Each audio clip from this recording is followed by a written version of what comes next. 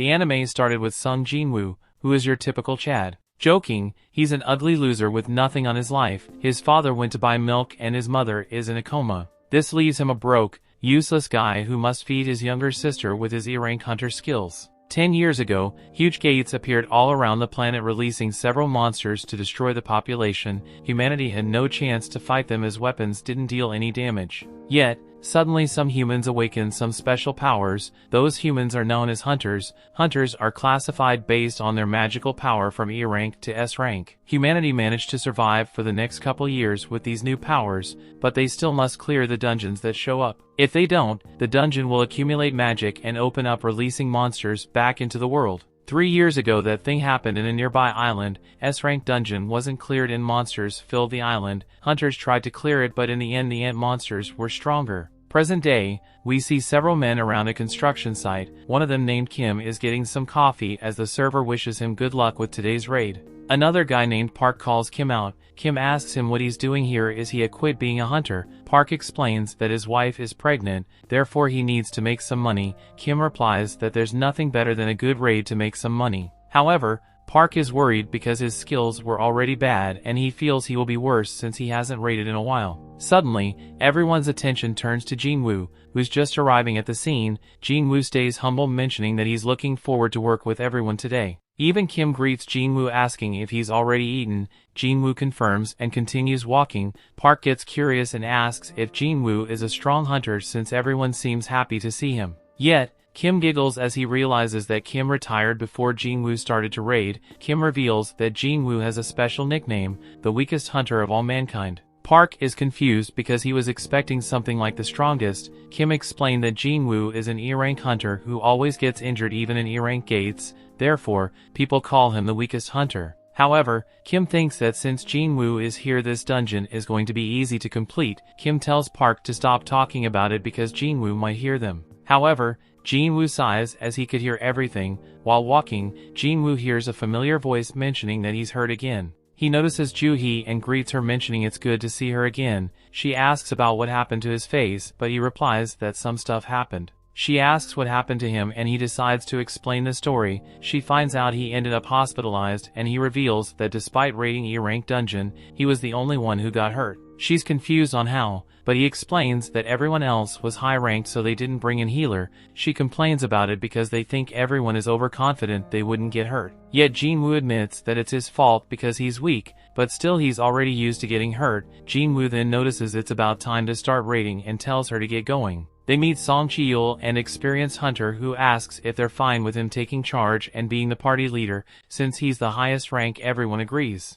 With all set, they open the gate and enter the dungeon. As they get in, Kim tells Jin-Woo to stay close to avoid getting hurt. Jin-Woo pulls out his knife, mentioning this is the only piece of equipment he can afford, but still he will give his best today, and enters the dungeon. Meanwhile, Go Gun-hee, the president of the Hunter Association, tells his right hand that he met the government who asked them to avoid dungeon breaks. However, they also demanded them to supply goods that have been acquired inside dungeons. He doesn't feel like those demands are unbearable as they make money from reselling goods obtained from the dungeons. Those goods are crystals that people obtain from slaying monsters. Inside the dungeon, Jin-Woo is seen covered in blood with a crystal in his hand. He's happy that he managed to defeat a weak goblin, but Joo-hee tells him to be careful. Another goblin attacks him, but he manages to block the attack. The goblin continues attacking, but he evades everything. He gets a chance to attack and tries to piece the goblin. Yet, upon contact his blade shatters. The goblin wastes no time to stab him.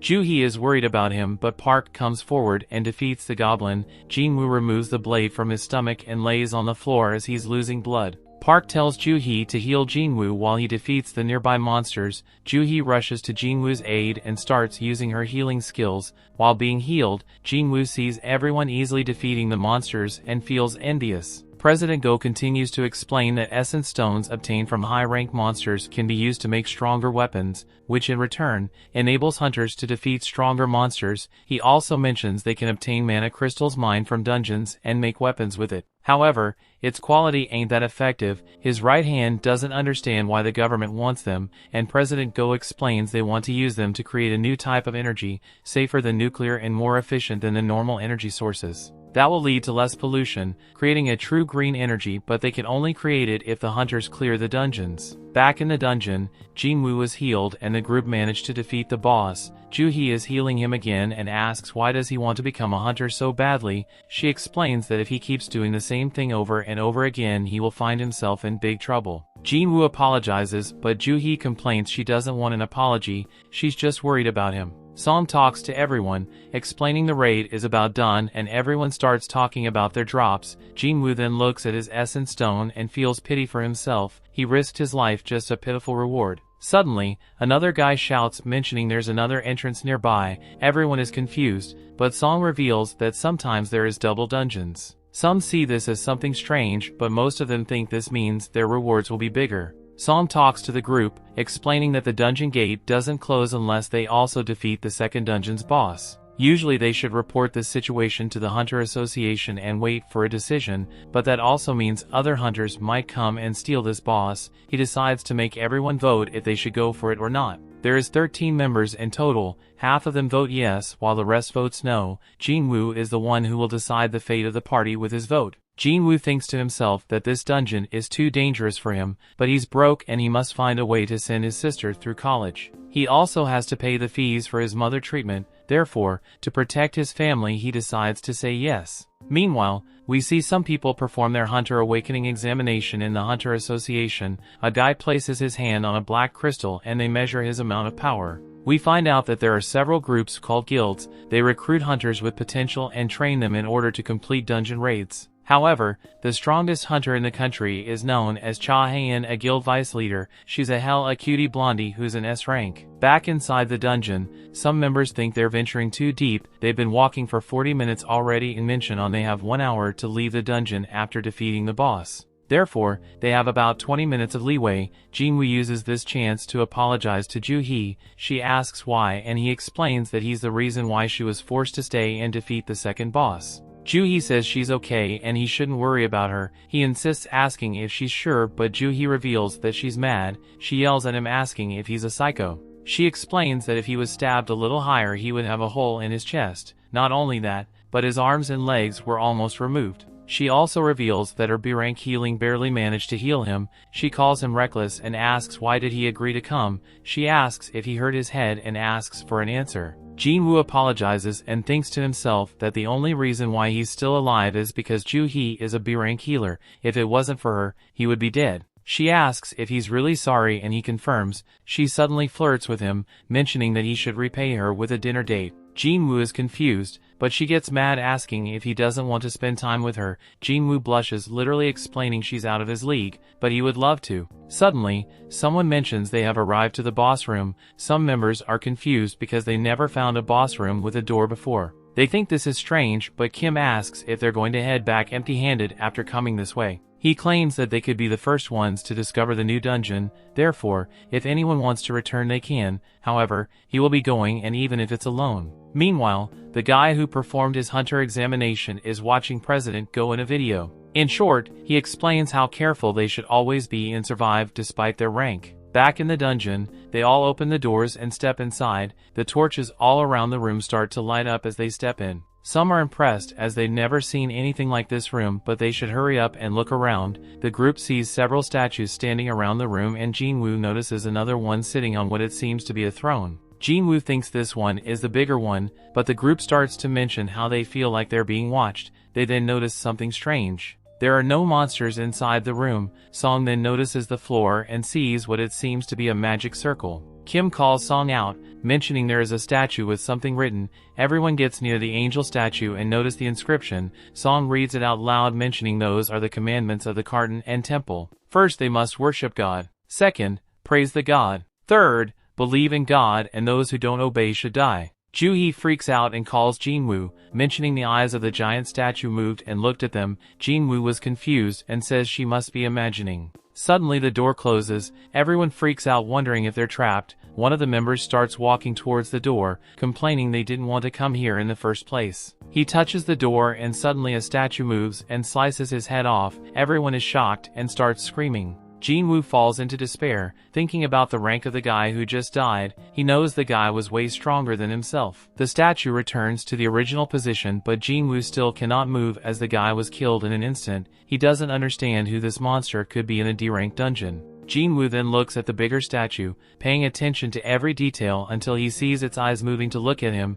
Jin-Woo starts having a flashback about the moments he faced life and death situations. He was separated from his team during his first raid and ended up injured by E-rank monsters, forcing him to spend several weeks in the hospital. Later, he almost starved to death while trapped in a maze. He explains that hunters spend their money earned from essence stones to buy more weapons to defeat stronger monsters. However, he always only had money to buy cheap butter knives. If the knives broke, he would be forced to fight the monsters with his fists. He didn't even have money for clothes, but he kept going. He never earned much money and was always mocked by other hunters. Therefore, he always looked for loopholes to survive. He had to observe everything in detail to get his chance. Upon returning to reality, Jin-Woo shouts at them to get down. The statue shoots a laser beam with its eyes, slaying several hunters. The ones who survived are shocked at this scene and start to panic. Luckily, Jin-Woo managed to save Ju-hee, but she's panicking in fear. He looks around confused about what happened and how they ended up like this. He knows they're trapped and cannot escape. In the end,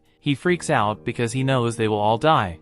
The story continues. Upon looking around, everyone's minds only think about running. Yet, Song orders them to stand still because if they get up they will be attacked. Ju-hee is still shaking in fear and Jin-Woo tries to calm her down. Song approaches Jin-Woo and tells that if he didn't warn them, everyone would be dead by now. He asks how Jin-Woo knew about it, but he replies that he just sensed danger. Jin-Woo then notices that Song's arm is missing, but the old man says it's okay and asks him to stop the bleeding. Jin-Woo warps bandages around Song's arm. Song explains that usually he would ask Ju-hee to heal him, but she cannot deal with frightening situations. For that reason, she's only going on easy raids, despite being a rank B healer. Song also reveals that he's been into some B rank raids, but knows that this place must be A rank dungeon, but he then corrects himself saying this is an S rank dungeon. He then remembers the angel statue and the commandments of the garden and temple. He repeats the commandments and Jin-Woo thinks the god mentioned on those rules is the big statue. Meanwhile, Jin-Woo's younger sister Jin-Ah is at school talking to her friend Song-hee who missed the early classes. However, Song-hee ignores her question and asks if Jin-ah's brother is a hunter.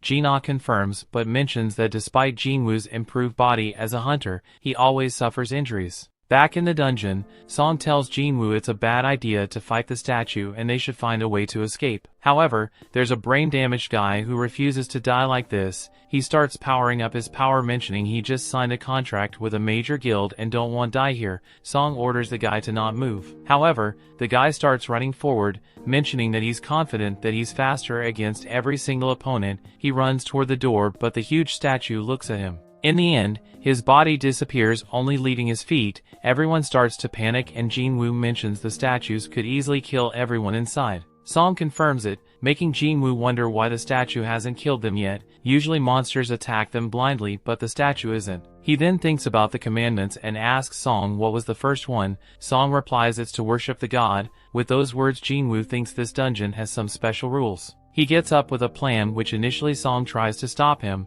but after seeing the look in Jin-Woo's eyes, Song is sure that he hasn't given up in life. With courage, Jin-Woo gets up and notices the statue preparing to attack. He suddenly kneels down and notices the statue stop the attack. He tells everyone to kneel down to the statue, making everyone confused. Song asks if he figured something out and Jin-Woo confirms it, mentioning that as long as their heads are below a certain height, the statue won't attack. In short, this is what the first commandment means. He then bows down and Song asks if he's sure. Jin-Woo thinks he is and everyone follows his movements. Everyone questions if they will be able to survive by doing this, but the statue's eyes deactivate. Suddenly, the statue starts smiling, making everyone afraid of its expression. They realize the statue isn't attacking them and one of the guys gets up and starts celebrating because the statue won't attack them. The others get up thinking they're saved, but Jin-Woo knows this isn't over yet. Suddenly, the huge statue gets up and they scream because they thought this was all over. Song asks Jin-Woo what to do next, but our boy doesn't know yet. The statue starts walking forward and Jin-Woo mentions that they cannot violate the commandments. He then tells everyone the second commandment to praise the god.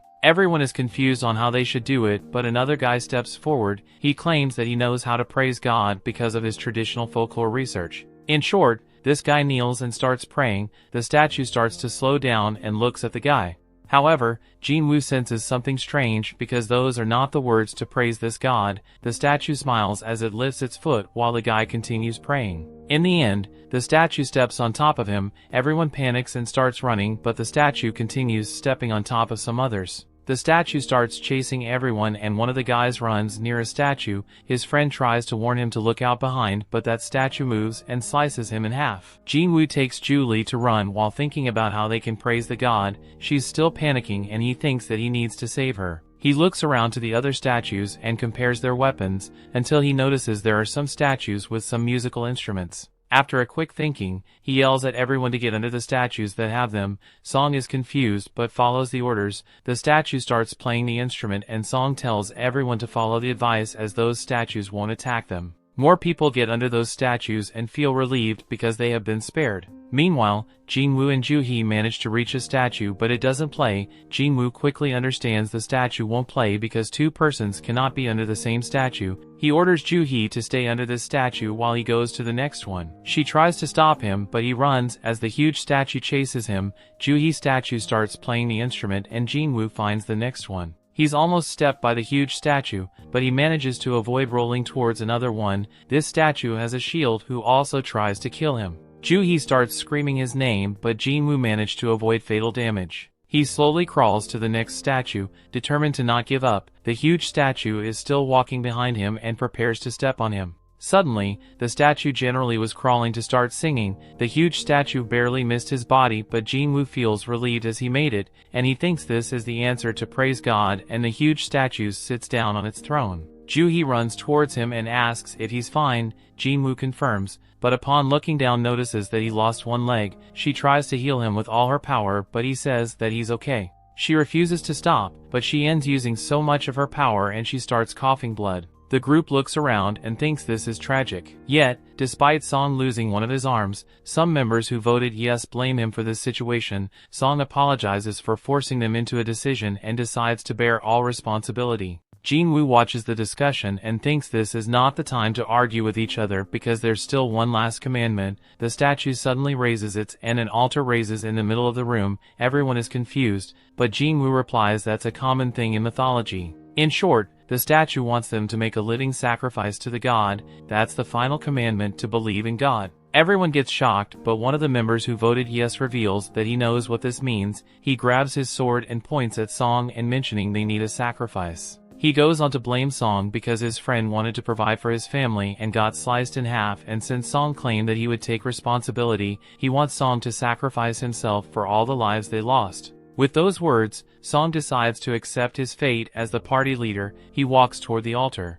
Upon reaching close to the altar, a flame appears. Everyone is confused, but Song asks Jin-Woo what he needs to do. Jin-Woo is still confused about this, thinking they don't need a living sacrifice. He apologizes for the inconvenience and asks if they can take him to the altar so that he can check it. When the three reach near the altar, 3 more flames appear. Song asks if he has figured out something, but Jin-Woo hasn't. He wonders if someone will come to rescue them if they wait there. Song explains that since this dungeon has been around for 7 days, the Hunter Association will probably take some actions before they come to rescue them. Jin-Woo thinks that if they fail here, this huge statue will run wild into their world. Meanwhile, Jin-Ah goes to the hospital to visit her mother like she does every day. She talks about her day and how her friend was late and her future plans. Back inside the dungeon, Jin-Woo tells Ju-hee and the top anime betrays to come to the altar. Despite hesitation, the 2 steps inside, making 2 more flames appear. Suddenly, the altar unleashes some electricity and a new ring of blue flames appear around. The dungeon door suddenly opens up, making everyone worried because this could be a trap. One of the blue flames disappears and the statues start to light up and move forward.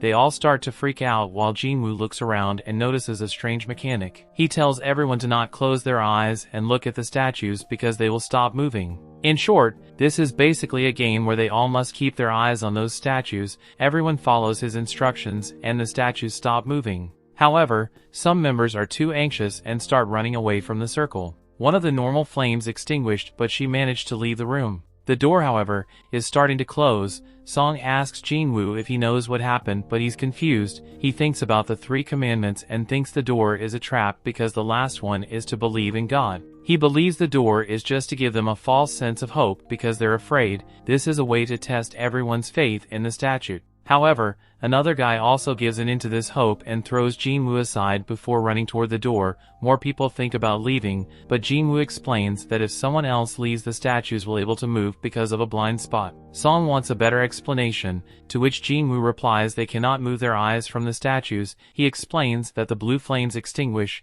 everyone will be able to escape. Yet, there are members who think that if the flames go out, they will be locked inside. The guy reveals he didn't expect Jin-Woo, the weakest hunter, to be the most useful one. He thanks him for allowing them to survive, but the guy starts to cry and apologizes before running away. Jin-Woo starts crying, asking why they betrayed him. He refuses to give up and desires to survive by quickly looking at every statue. Yet, Song orders Joo-hee and Jin-Woo to escape while he stays behind. He thinks that as long as one person stays behind, the door won't close. However, Joo-hee's legs give up. Upon hearing those words, Jin-Woo tells Song to take Joo-hee and leave. Joo-hee tries to refuse, but Jin-Woo gets angry and shouts that he has no foot so he cannot help her. She starts complaining, but Song knocks her out because they're running out of time. Song then carries Joo-hee outside the door, making Jin-Woo relieved because he's the only one who will die. He notices a sword on the ground and picks it up while the statues continue walking. He raises it, promising that he will take one of them to be his best buddy in hell.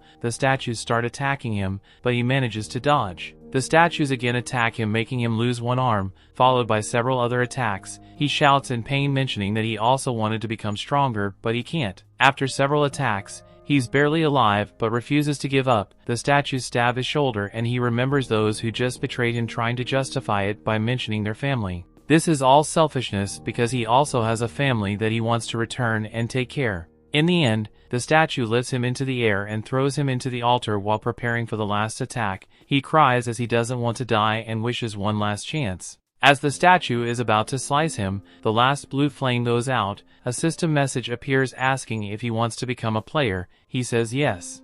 The story continues. We see Jin-Woo wakes up in the hospital in shock. He notices that he still has his arm and pulls the blanket to check if he has his leg. After confirming, he thinks that he was stabbed through the chest, but there's no mark. He thinks this was all a dream until someone knocks on the door. The guy is impressed that Jin-Woo is awake and introduces himself, Woo Jin-chul, a manager of the Hunters Association surveillance team. Jin-Woo wonders what they want from him, but Jin-chul first asks his partner to get the doctor here. That's when Jin-Woo finds out he was unconscious for the past 3 days. He asks about Joo-hee and Song, but the guy confirms they're fine despite Song losing his arm. As a result, he will be forced to retire as a hunter. Joo-hee, on the other hand, is still traumatized and getting psychiatric care. In her case, she won't probably continue working as a hunter. Jin-Woo thinks about everything that happened, and Jin-chul mentions that only 6 people survived that dungeon. He says that working as a hunter is dangerous, but it's still rare to see this type of outcome. However, he mentions that something was strange.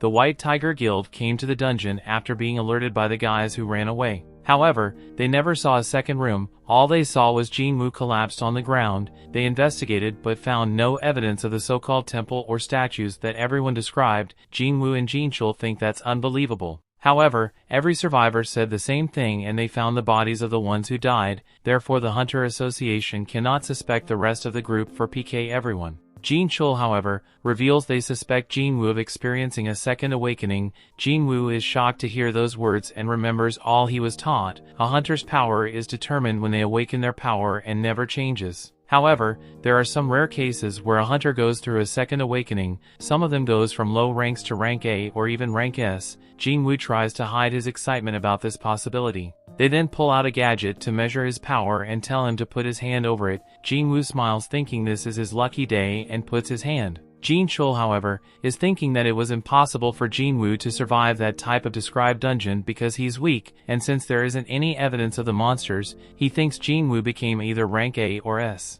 However, his score is a big fat 10. Jin-Woo is excited to hear the result and what rank he will get now. Jin-chul, however, apologizes for the mistake because Jin-Woo are still worse than trash. They leave, and Jin-chul's assistant mentions that every other E-rank hunter managed to get 70 or higher. While walking, Jin-chul thinks they cannot explore that dungeon because it disappeared, but he still doesn't understand how Jin-Woo survived. Meanwhile, Jin-Woo are in his room thinking sorry for himself, yet he's confused because they never asked him about the screen in front of him. The screen shows that he has unread messages, and he thinks that he's the only one who can see it. He clicks on the screen, but it doesn't react. He suddenly remembers that when he was about to die, the screen showed that he completed the secret quest Courage of the Week. Suddenly, Gina enters into the room and starts berating him. She tells him to take care of himself because that makes her worried. He apologizes and she complains, mentioning that he always ends up in the hospital while the others are fine. He looks at her and cannot believe he was prepared to leave her behind. He smiles at her, but she complains again.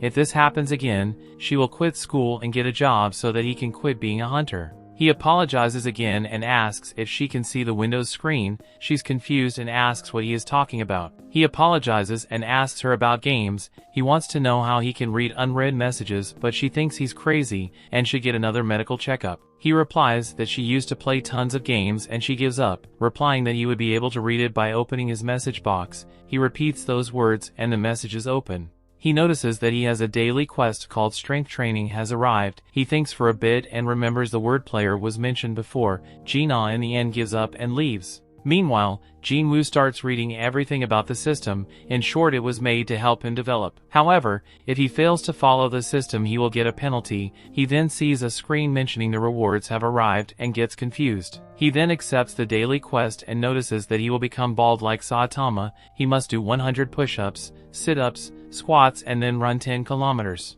If he doesn't complete them, he will be punished. Jin-Woo laughs, mentioning he's in the hospital, therefore that's impossible to do, and takes a nap. Meanwhile, Jin-Chul is in the car telling his boss on a call that Jin-Woo is still trash. The boss is at least happy the monsters didn't leave the dungeon and started to roam on the streets. However, this is still pretty much confusing. Jin-Chul confirms this is weird and they decide to mark this case as something special that will be revised on the future. Meanwhile, in another guild building, the guild leader tells his strongest member Cha to participate in a B-rank dungeon as instructor. She is confused because she's an S rank, but he explains that raid will be a test and practical training for their new recruits. Yet, she still doubts her ability as a mentor. The leader replies she just needs to beat the monsters as usual and everyone will learn from watching. She hesitates, but the guy mentions their guild is on the top 5 of the country, but they're unseen in the international level. He knows their ranks cannot improve, but their teamwork can. Hours later, a gate suddenly appears in the middle of the road.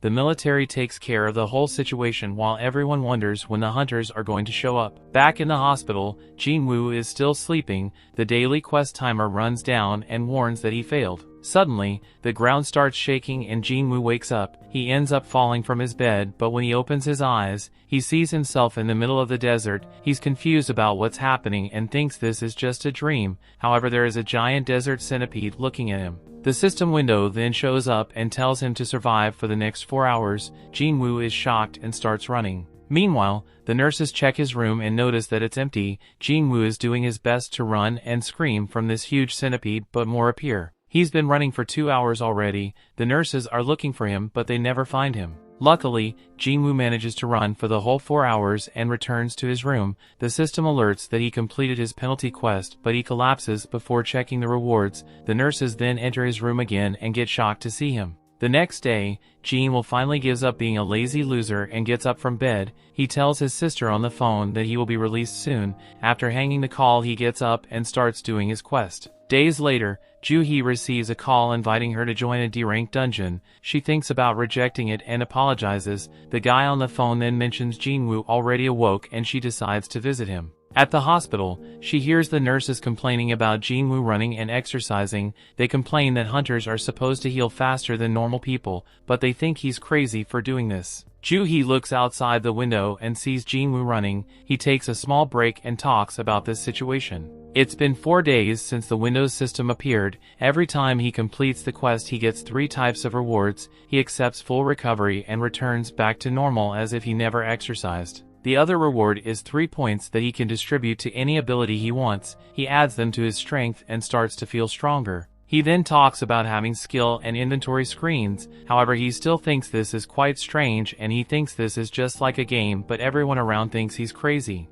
Upon returning to his room, Jin-Woo decides to open his final reward, the random loot box. This time he got a key. He's confused because he always got stuff like pins or bandages. Upon checking the information, the system reveals he can use it to enter an instance dungeon in a specific location. He's confused with this, but thinks this is some sort of event that will help him get stronger. Meanwhile, nobody has raided the dungeon that appeared in the middle of the road, the news reveal in which locations new gates appeared. Therefore, everyone should expect traffic delays. Jin-Woo uses this time to visit his mother in the other hospital. 4 years ago, she suddenly collapsed in front of him. Turns out that she now suffers from the eternal sleep disease. This is a new disease that appeared when the dungeon gates appeared in the world, and it only affects one in every several 10,000 people. But in short, this only happens when the person is exposed to mana for several times and there's no cure. Jin-Woo returns to his room to do push-ups while remembering when he tried to have a normal job. He was slow and weak when suddenly it became easier. It turns out he just awakened as a hunter. He thought this was his lucky day as he could go into the dungeons and be able to pay for his mother's life support. His sister thought it was dangerous, but he told her to trust him. But in the end, even the weakest goblins were able to beat him. Everyone had to save him and complain about his skills. They even expressed that if didn't help the raid, his cut would be reduced. However, Jin-Woo simply smiled and apologized, but now if he puts all his ability points into strength, he will be able to become strong. He decides to check the instance dungeon key and goes to a station. He feels confident about his gear and ability to run if he needs to. He then pulls out the key and suddenly a key lock appears. He inserts it and a dungeon appears out of nowhere. He enters that portal and sees the system alert. Suddenly the dungeon exit gets blocked. Jin-Woo then sees normal people leaving the station and realizes this is a separate dimension. He thinks this kind of dungeon is something like a red gate. He thinks this is a mess because he cannot run away, but the system explains that he can only leave by defeating the boss or using a teleportation stone. He's confused, but he knows he must beat this dungeon. He still doubts himself. After all, he couldn't defeat the weakest monsters. How would he be able to solo raid this dungeon? He looks at his knife and knows he has no choice. He walks down the stairs and scouts the dungeon. Suddenly, 3 goblins appear in front of him. He's scared and remembers the last time he met a goblin he was stabbed. The monsters attack, but he manages to dodge and parry. He's still a total noob when it comes to fighting and almost gets deleted. He manages to roll like a god Dago and avoid the next incoming strike. He then rushes forward and stabs the goblin. The other 2 try to attack him from behind, but he dodges and follows up by killing the 2. He realizes that he became stronger, yet a wolf appears behind him. The wolf dashes at him and he tries to block. However, his cheap butter knife breaks again. He notices the wolf has a meal jaw and knows this is way stronger than the goblins. He wants to run, but his legs are shaking. He starts to freak out and thinks that he became traumatized by the last dungeon. The wolf runs at him and manages to scratch his face. Jin-Woo realizes that he has no healer. If he dies here, he's dead. The wolf then starts running again and lunges at him. The story continues. We see Wolf pounces on Jin-Woo, but he dodges away with some impressive acrobatics. He notices his body now feels much lighter than usual. He lands on his feet easily and he decides to overcome his fear and not give up his chance at a second life. He rushes at the wolf and lands a super punch that sends it flying. Jin-Woo notices his land steaming from the punch. He wonders if it is a result of his increase in strength. The wolf gets back to his feet and Jin-Woo realizes it's still much stronger than him. The wolf charges at him again and Jin-Woo counters with his punches, but this time they are not effective. He has no choice but to dodge out of the way to avoid the wolf attack. Jin-Woo realized that he would need some help to defeat the wolf. Since he has no party with him, he decides to make use of the resources at his disposal. He makes a run for it, but the wolf claws at his shin. He jumps to create space between them, but he knows he can't keep this up. He wishes he had some kind of magical weapon to use against the wolf. Then he remembers his secret inventory. He opens it up and draws out a magic sword, and as the wolf lunges at him again, he slices it cleanly into 2. A notification screen comes up telling him he has defeated the wolf and leveled up. Jin-Woo wonders how the sword got into his inventory because it cost a lot of money, which he knows he can't afford, but he decides not to worry about that. His wounds heal up and he realizes his body doesn't hurt anymore. 2 more steel-fanged wolves show up, but Jin-Woo isn't bothered because he now has a weapon to defeat them. He tries to lift up the sword from where it was plunged into the ground, but he can't. Jin-Woo starts to panic as the wolves get even closer. He desperately begs the sword to come out of the ground, and he pulls it one more time to dislodge it. The wolves are already lunging at him, but he swings the sword on time to take out one. He swings at the other ones, but it catches it with its steel fangs. Jin-Woo doesn't want the wolf to damage his sword after that it took him to get it. He kicks the side of the wolf to make it lose its grip and he defeats the wolf. Another wolf appears out of nowhere and Jin-Woo aren't a bit bothered because these wolves are nothing compared to the monsters he faced in the secret room. Jin-Woo faced the wolf, but it turns and runs away with its tail between its legs. Jin-Woo decides to rest against the wall. He realizes he's now level 2 after getting into actual combat. He never leveled up when he was doing daily quests. His wounds heal up and he notices his stats have all increased by 1 point, making a total of 5 points. Performing daily quests only gave him 3 points. He wonders how much his strength will increase with each point added to his stats. He doesn't know how his stats of intelligence and perception were quantified, but he knows how much his strength increases with each point added. He speculates that he'll be able to get more points the higher his basic ability of that stat is. He realizes he can actually get stronger, but he doesn't want to get carried away from defeating 5 small monsters. He gets up to check for magic gems on the bodies of the wolves. A notification comes up telling him he got an item instead of a magic gem, and he takes out the item, which is a wolf fawn. Jin-Woo wonders if the beast he encounters in this dungeon will differ from the gate in reality, since it all seems to be controlled by a game system. The shop screen comes up and Jin-Woo tries to buy something, but the game system tells him new players can't buy anything. He decides to sell the fawn and he gets 20 gold coins in return. He wonders what the equivalent would be in cash. He knows it can't be worth much because he's in an E-ranked dungeon. He picks up his sword wondering what to do. He has to defeat the dungeon boss or get the teleportation stone to get out, but he doesn't know where either is. He doesn't feel confident he can defeat the dungeon boss alone, but he thinks he stands a chance if he continues to level up. He suddenly looks up to see an entire pack of the wolves lurking in the shadows. The wolf that ran away went back to call the rest of the family, but Jin-Woo isn't scared anymore. They charge at him, but he charges at them all in defiance as well. He slashes and slices them as they dive him. One wolf gets on his back, but he shrugs it off. He's now surrounded by wolves, and he hopes to enjoy the battle, hoping the wolves don't die too easily. His past flashes before his eyes, and a smile crosses his face. He engages all the wolves, happy to battle as long as he gets to level up. He levels up as he cuts them down, and he finally defeats them all, earning the title of Wolf Assassin. Jin-Woo is sweating from exhaustion and he realizes his sword is almost broken. He realizes that his weapons are expendable and they'll eventually wear off, but he's glad the battle is over. He looks over his inventory to look at the items he got from the battle and what remains from his previous inventory. He gets the teleportation stone for completing the battle. He thought it would be much harder to get, and he contemplates leaving the dungeon, but he doesn't know if he'll get another chance to become stronger so easily. He wonders if the dungeon will disappear like a time-limited event in a game if he leaves. He tells like he's being toyed with by a supreme entity and he has no way of escape. He decides to store the stone in his inventory and continue deeper into the dungeon. Joo-hee gets a call from the Hunter Association and she apologizes for her earlier actions. They tell her a dungeon close by had a break and they need her help because they are short of healers. As Jin-Woo goes deeper into the dungeon, he defeats several new beasts and he levels up as he does so, making it easier to defeat each new beast. He takes a while to catch his breath. Through his battles, he noticed that the color of the names of the creatures shows that he's weaker on the same level or stronger than them. When he faced the first wolf, its name was red, but the names of wolf appearing are now colored white. Jin-Woo arrives at a flight of stairs and he perceives that he can't defeat the monster waiting at the end of it. He looks at his stats and he notices his level hasn't increased for a while now. His sword is also on the verge of breaking into bits, but he decides to go down the stairs. He gets to the end of it and he realizes the place doesn't look like a train station anymore. He hears a rushing sound and he turns to face it. He sees the monster coming to him at full speed, but he can't react fast enough. The monster knocks him back into the wall and his sword breaks.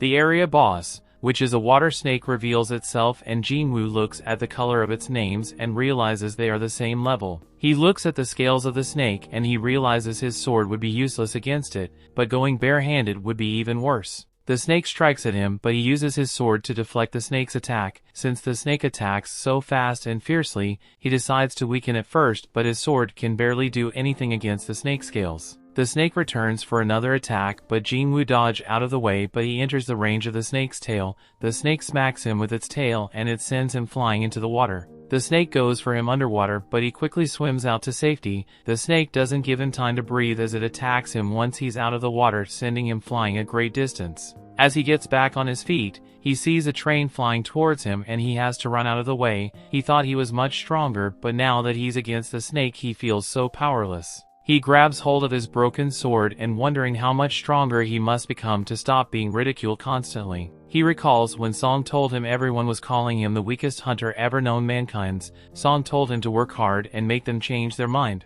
The snake attacks Jin-Woo, sending him flying. Jin-Woo tries to regain his balance, but the snake doesn't give him a chance to look cool. It pins him against the wall with its body and crushes him till the wall breaks. Jin-Woo knows he was called that nickname because he was weak and helpless. He also knows that someone with overwhelming power will remain defeated, and the weak can do nothing but stand still when faced with the strong. People are looked down on if they are weak, even if they are considerably smart. Jin-Woo doesn't want to be gentle anymore. He wants to become strong, and that's why he went into the dungeon. He jumps up like a possessed maniac and grabs the snake. He tries to crawl up its body, but the snake knocks him off. Jin-Woo gets back on his feet. He vows not to give up till he gets stronger, and a blue aura engulfs him. His hair begins to stand on end, and the snake attacks, but he blocks it again, wearing out the snake scale. He feels like he's not giving enough, and he tries to put in more effort. Compared to when he was face to face against God, the snake was nothing. The snake attacks again, and Jin-Woo jumps into the air and he plunges his sword into a chunk on the snake scale. The snake tries to attack him again, but he blocks it and slices the snake's side to wear out the scales more. He jumps into the air, and the snake uses that opportunity to open up its mouth and swallow Jin-Woo.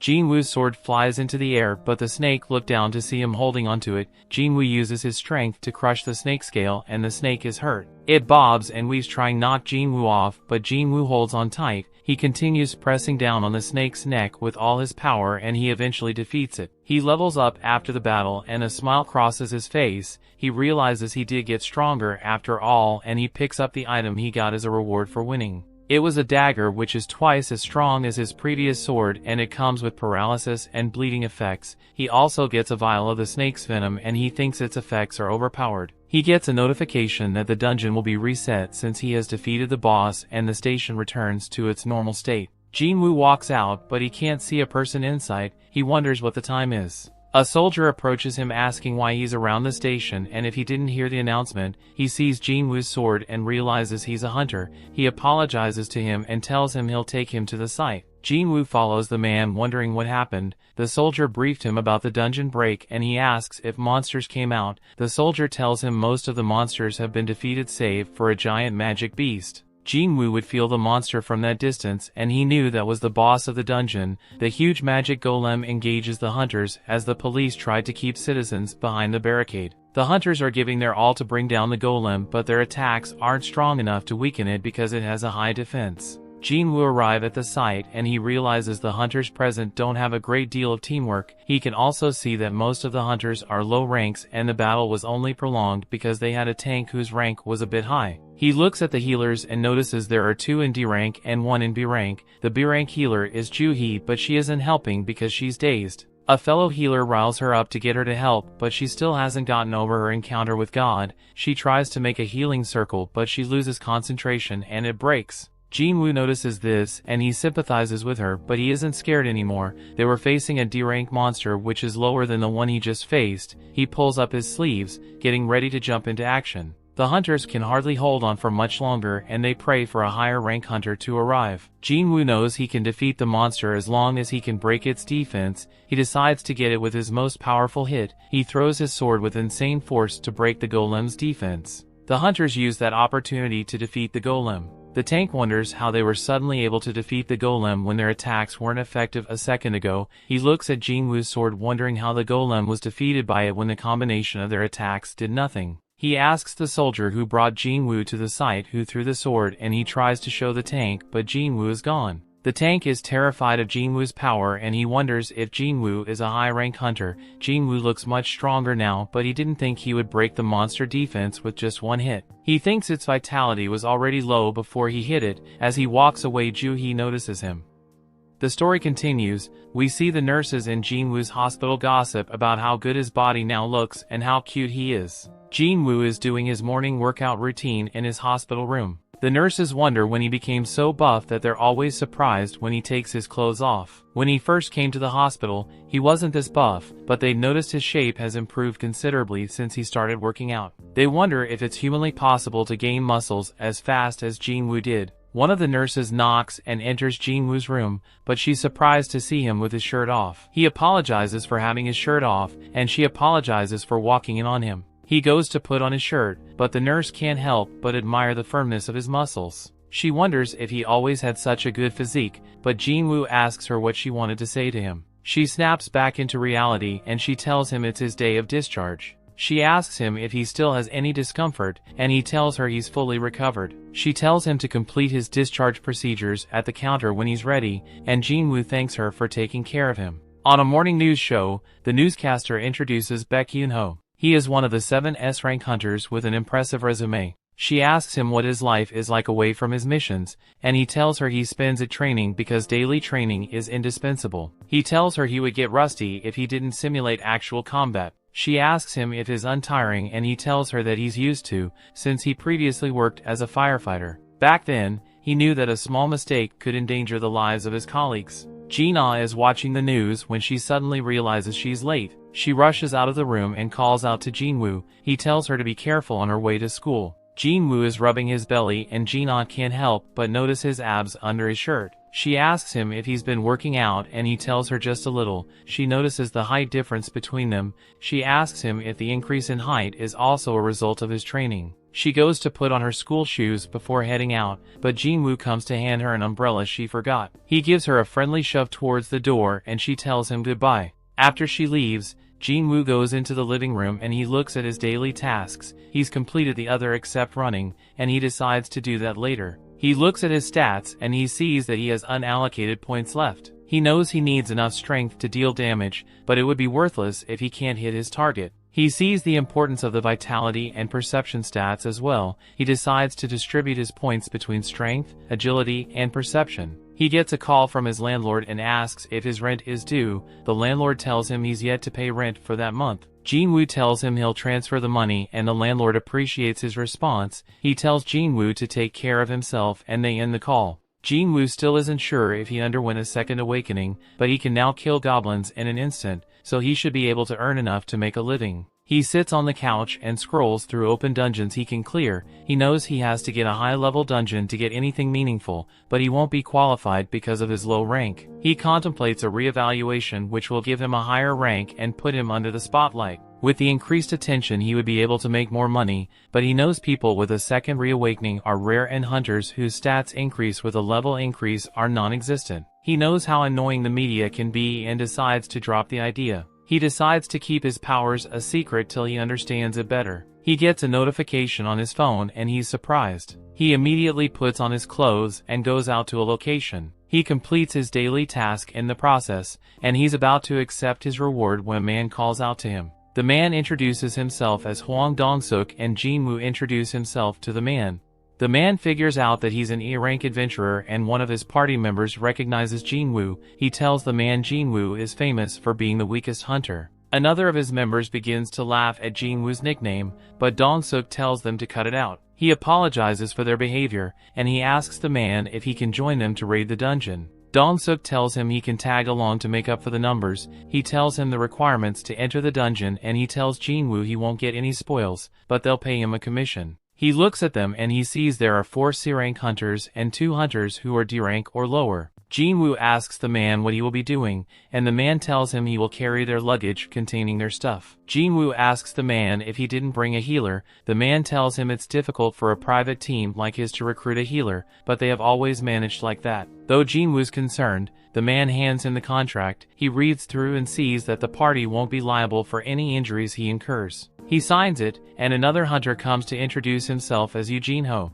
He tells Jin-Woo he is a D-rank hunter, who was brought in to make up the numbers. Jin-Woo is impressed with his gear, and he thinks Jin-Ho is from a rich family. Jin-Ho asks Jin-Woo if the bags are too heavy, but he tells him he's right. He tells Jin-Woo he doesn't have to speak so formally. They arrive at the gate, but because of how huge it is, they are skeptical it's actually a C-rank gate. Dong-suk tells them the dungeon was given a C rank by investigators. Jin-Ho wonders if it's okay to enter the huge gate, and Jin-Woo tells him only the magic flux matters. He tells him the association measures the flux and ranks the gate. Gates that are B rank and above are handled by large guilds, and those below C rank aren't very dangerous. Jin-Ho is amazed by how much Jin-Woo knows, and Jin-Woo tells him he has been a hunter for a long time. He confesses that it's his first time entering a C-rank dungeon, and Dong-suk tells his party to follow him. They get ready and enter the gate. The dungeon is dark, so Dong-suk tells one of his members to cast a light. He's surprised that there's no monster in sight and no light in the dungeon.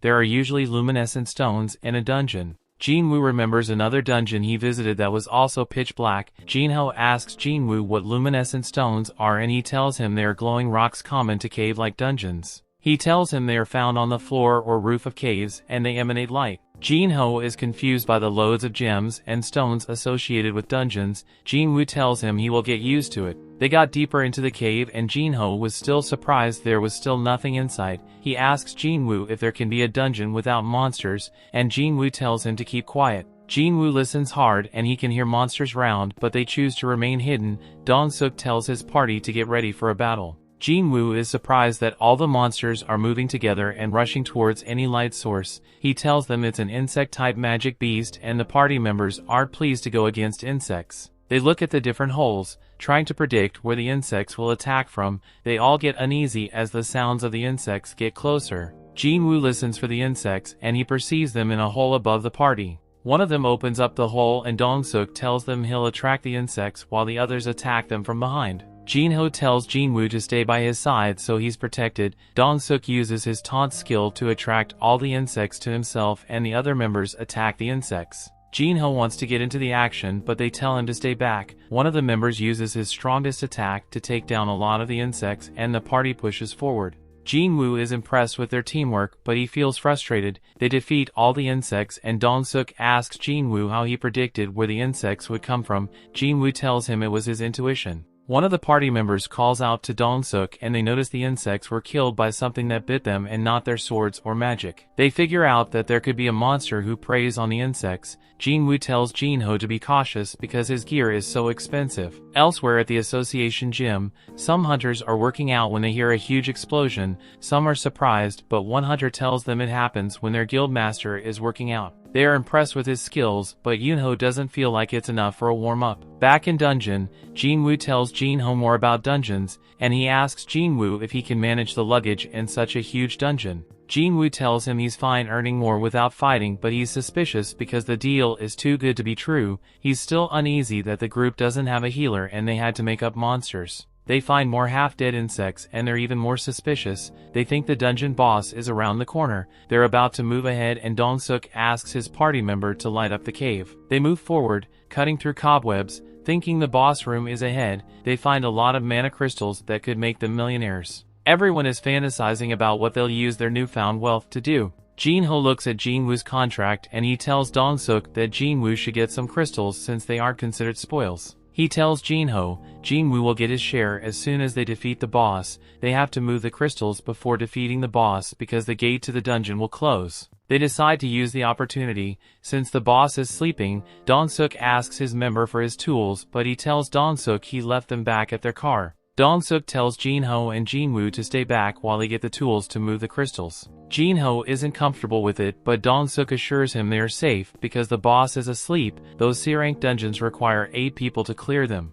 Jin-Woo then remembers Dong-suk said they've always cleared dungeons with 6 members. He wonders why there aren't regulars to fill up the number deficit. As they walk out of the room, Dong-suk tells one of his members to seal off the room. They seal off the room and Jin-Ho realizes they've been betrayed. Jin-Woo remembers when Song-yi told him about people who do such things and get away with it easily because there is no surveillance in the dungeons. Jin-Ho tried to break through the wall but it was too strong. The dungeon boss awakens and approaches them. Jin-Woo almost feels powerless, then he remembers his encounter with God and he gains confidence. He tells Jin-Ho to step back because he will defeat the monster. He brings out his sword from his inventory and walks forward to face the boss.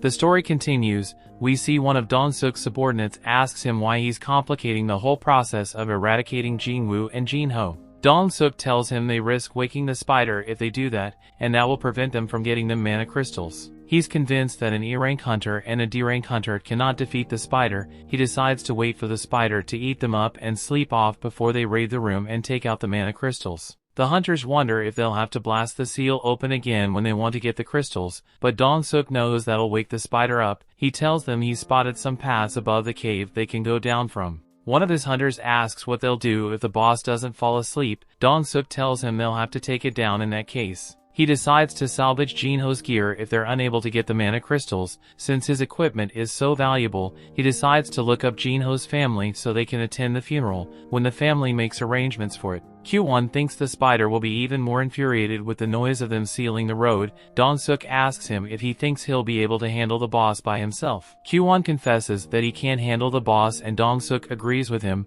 He tells him he should not underestimate the boss because Jin-Woo and Jin-ho cannot possibly leave the cave alive. Jin-Woo are set to face the boss, but Jin-ho tries to talk him out of it. He knows that only a B-rank hunter or those of higher ranks can defeat a C-rank monster. He tells Jin-Woo he won't be able to do it, and it's better they find an escape route out of the cave. Though Jin-Woo achieved his second awakening and leveled up, he can't help but feel that Jin-ho is right. Though he was able to defeat the D-rank venom-fanged water snake in the instant dungeon, he feels like he's too weak to take on a C-rank. He knows that the spider is miles stronger than the snake and the golem he defeated, but he doesn't feel any pressure from it that scares him. He's finally strong enough not to feel any pressure from a C-rank monster. With how much he has leveled up, he's confident he can defeat a C-rank monster. He smiles hungrily at the thought of battle and he rushes towards the spider. Jin-ho is surprised by this, but Jin-Woo are in full hunter mode and the boss is his prey. Elsewhere, Gun-hee sits in the passenger seat of his car and his driver enters the car.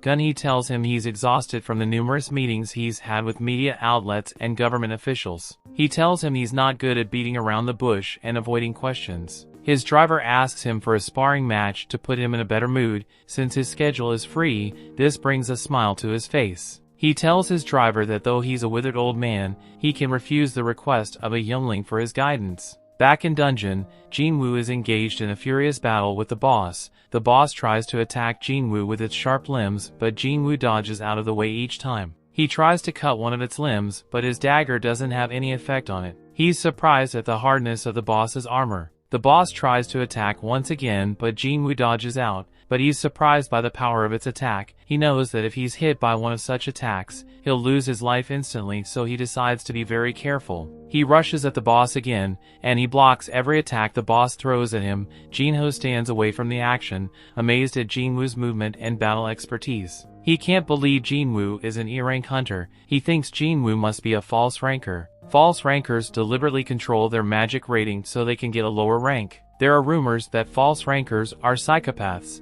who enjoy taking the lives of other hunters. Jin-ho isn't so comfortable around Jin-Woo and he sinks to his knees, wondering why he came for the expedition. He whispers out to his father pathetically, hoping to be saved by some miracle. Jin-Woo continues to battle the boss, but he's hardly dealing any damage because of the boss's hide. Jin-Woo sees that he's getting quite fatigued and he decides to finish off the boss before he's too tired to move properly. He remembers the special abilities of his dagger and he decides to aim for the boss's weak spot so it can take effect. He decides to aim for his eyes, but as he runs towards it, the boss releases acid. Jin-Woo doesn't expect this, but he jumps out of the way to avoid it. The boss is tougher than Jin-Woo expected with its array of abilities. Jin-Woo knows he can't keep up the battle if things continue the way they are, so he decides to close the distance and land a fatal hit. He uses his new dash skill to quickly get into the air, and he strikes down at the boss, but the dagger's perk doesn't take effect. Since one hit doesn't trigger the dagger's effect, Jin-Woo decides to hit it multiple times.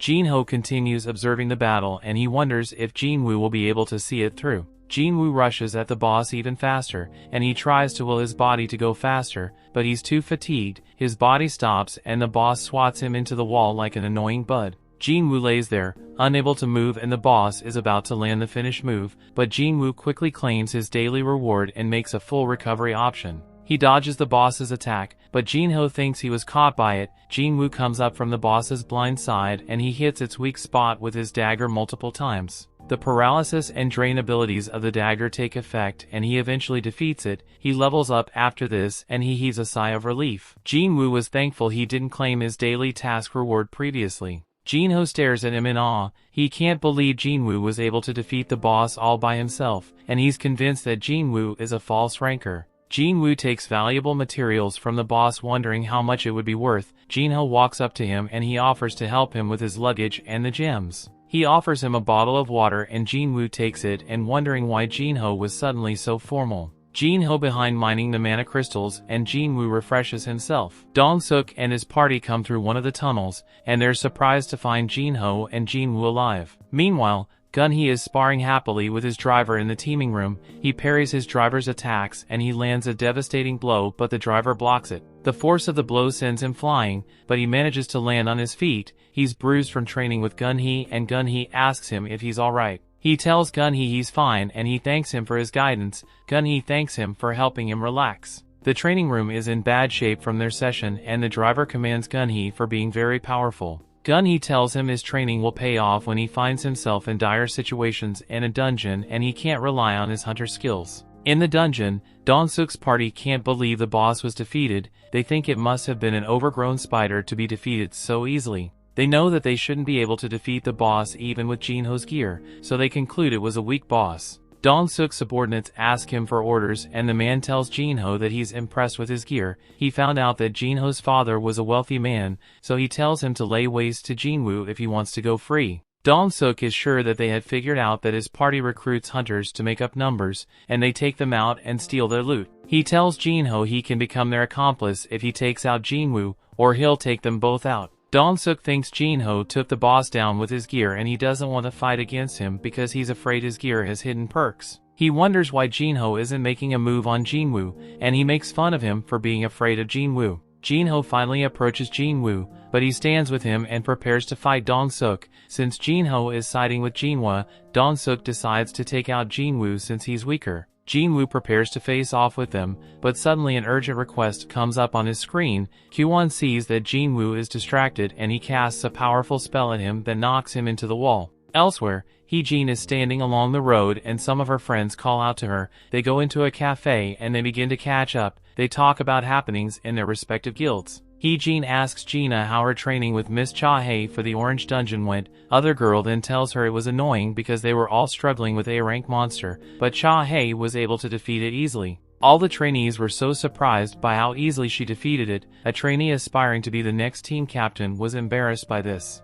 Gina asks Hee-jin about the hunter aspiring to be the captain in her guild, and she tells her she doesn't like him much. Gina tells them they are all lucky to be in big-time guilds. Gina tells them she's had the opportunity to hear different rumors arriving from different sources. Hee-jin asks her what the rumors were about, and she tells her she heard there are strike teams with suspiciously high fatalities. Back in dungeon, Jin-ho looks back at Jin-woo who's knocked out. Dong-suk tells him Jin-woo has passed away and Jin-ho isn't happy to hear this. Jin-woo wonders how he forgot about the kind of world he lives in. He's about to lose his consciousness, but he notices the system telling him to take out the people who are trying to take him out. He realizes that the system wants him alive and strong, so he gets back on his feet. Dong-suk is surprised to see him stand up, but Jin-ho is relieved. Jin-woo brushes himself up and he decides to use the system to his advantage. Dong-suk teases Q1 for holding back on his attack. Jin-woo remembers that the strong always prey on the weak. They tease him for being the weakest hunter in the history of humanity,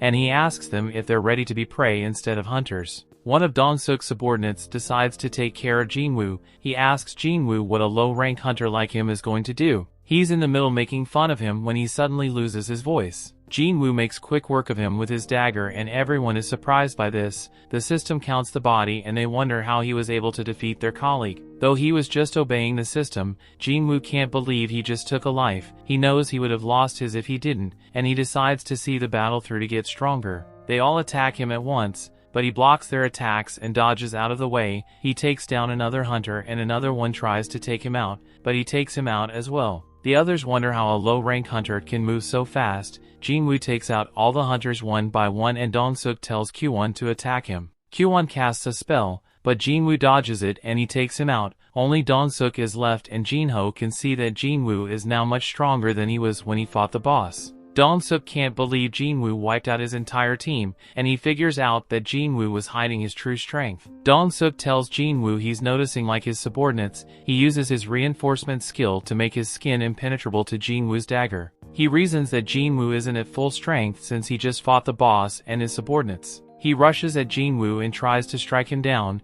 but Jin-woo is way faster than him and he smashes him into the ground. He tells Dong-suk that though he's strong, he has been leveling up the entire time. Dong-suk can't believe that Jin-woo is an E-rank hunter. He begs Jin-woo to show him mercy in return for payment. Jin-woo is surprised he's begging for mercy after trying to end his life so many times. Dong-suk tells Jin-Woo he won't get away with taking his life, and Jin-Woo tells him nothing that happens in the dungeon gets out. He finishes him off and the dungeon begins to close, since the boss has been defeated. They come out of the dungeon and an official is surprised that only the low-rank hunters survived. She notices Jin-Ho's gear and she is surprised he has the latest gear equipped. Jin-Woo is surprised he was rewarded for taking the lives of the hunters. He gets a new murderous intense skill which reduces all abilities by 50%. The official thinks they survived because of Jin-Ho's gear. While Jin-Woo hid behind him, Jin-Ho laughs nervously at her comments and she leaves them alone. Jin-Ho thanks Jin-Woo for having his back and suddenly it begins to rain.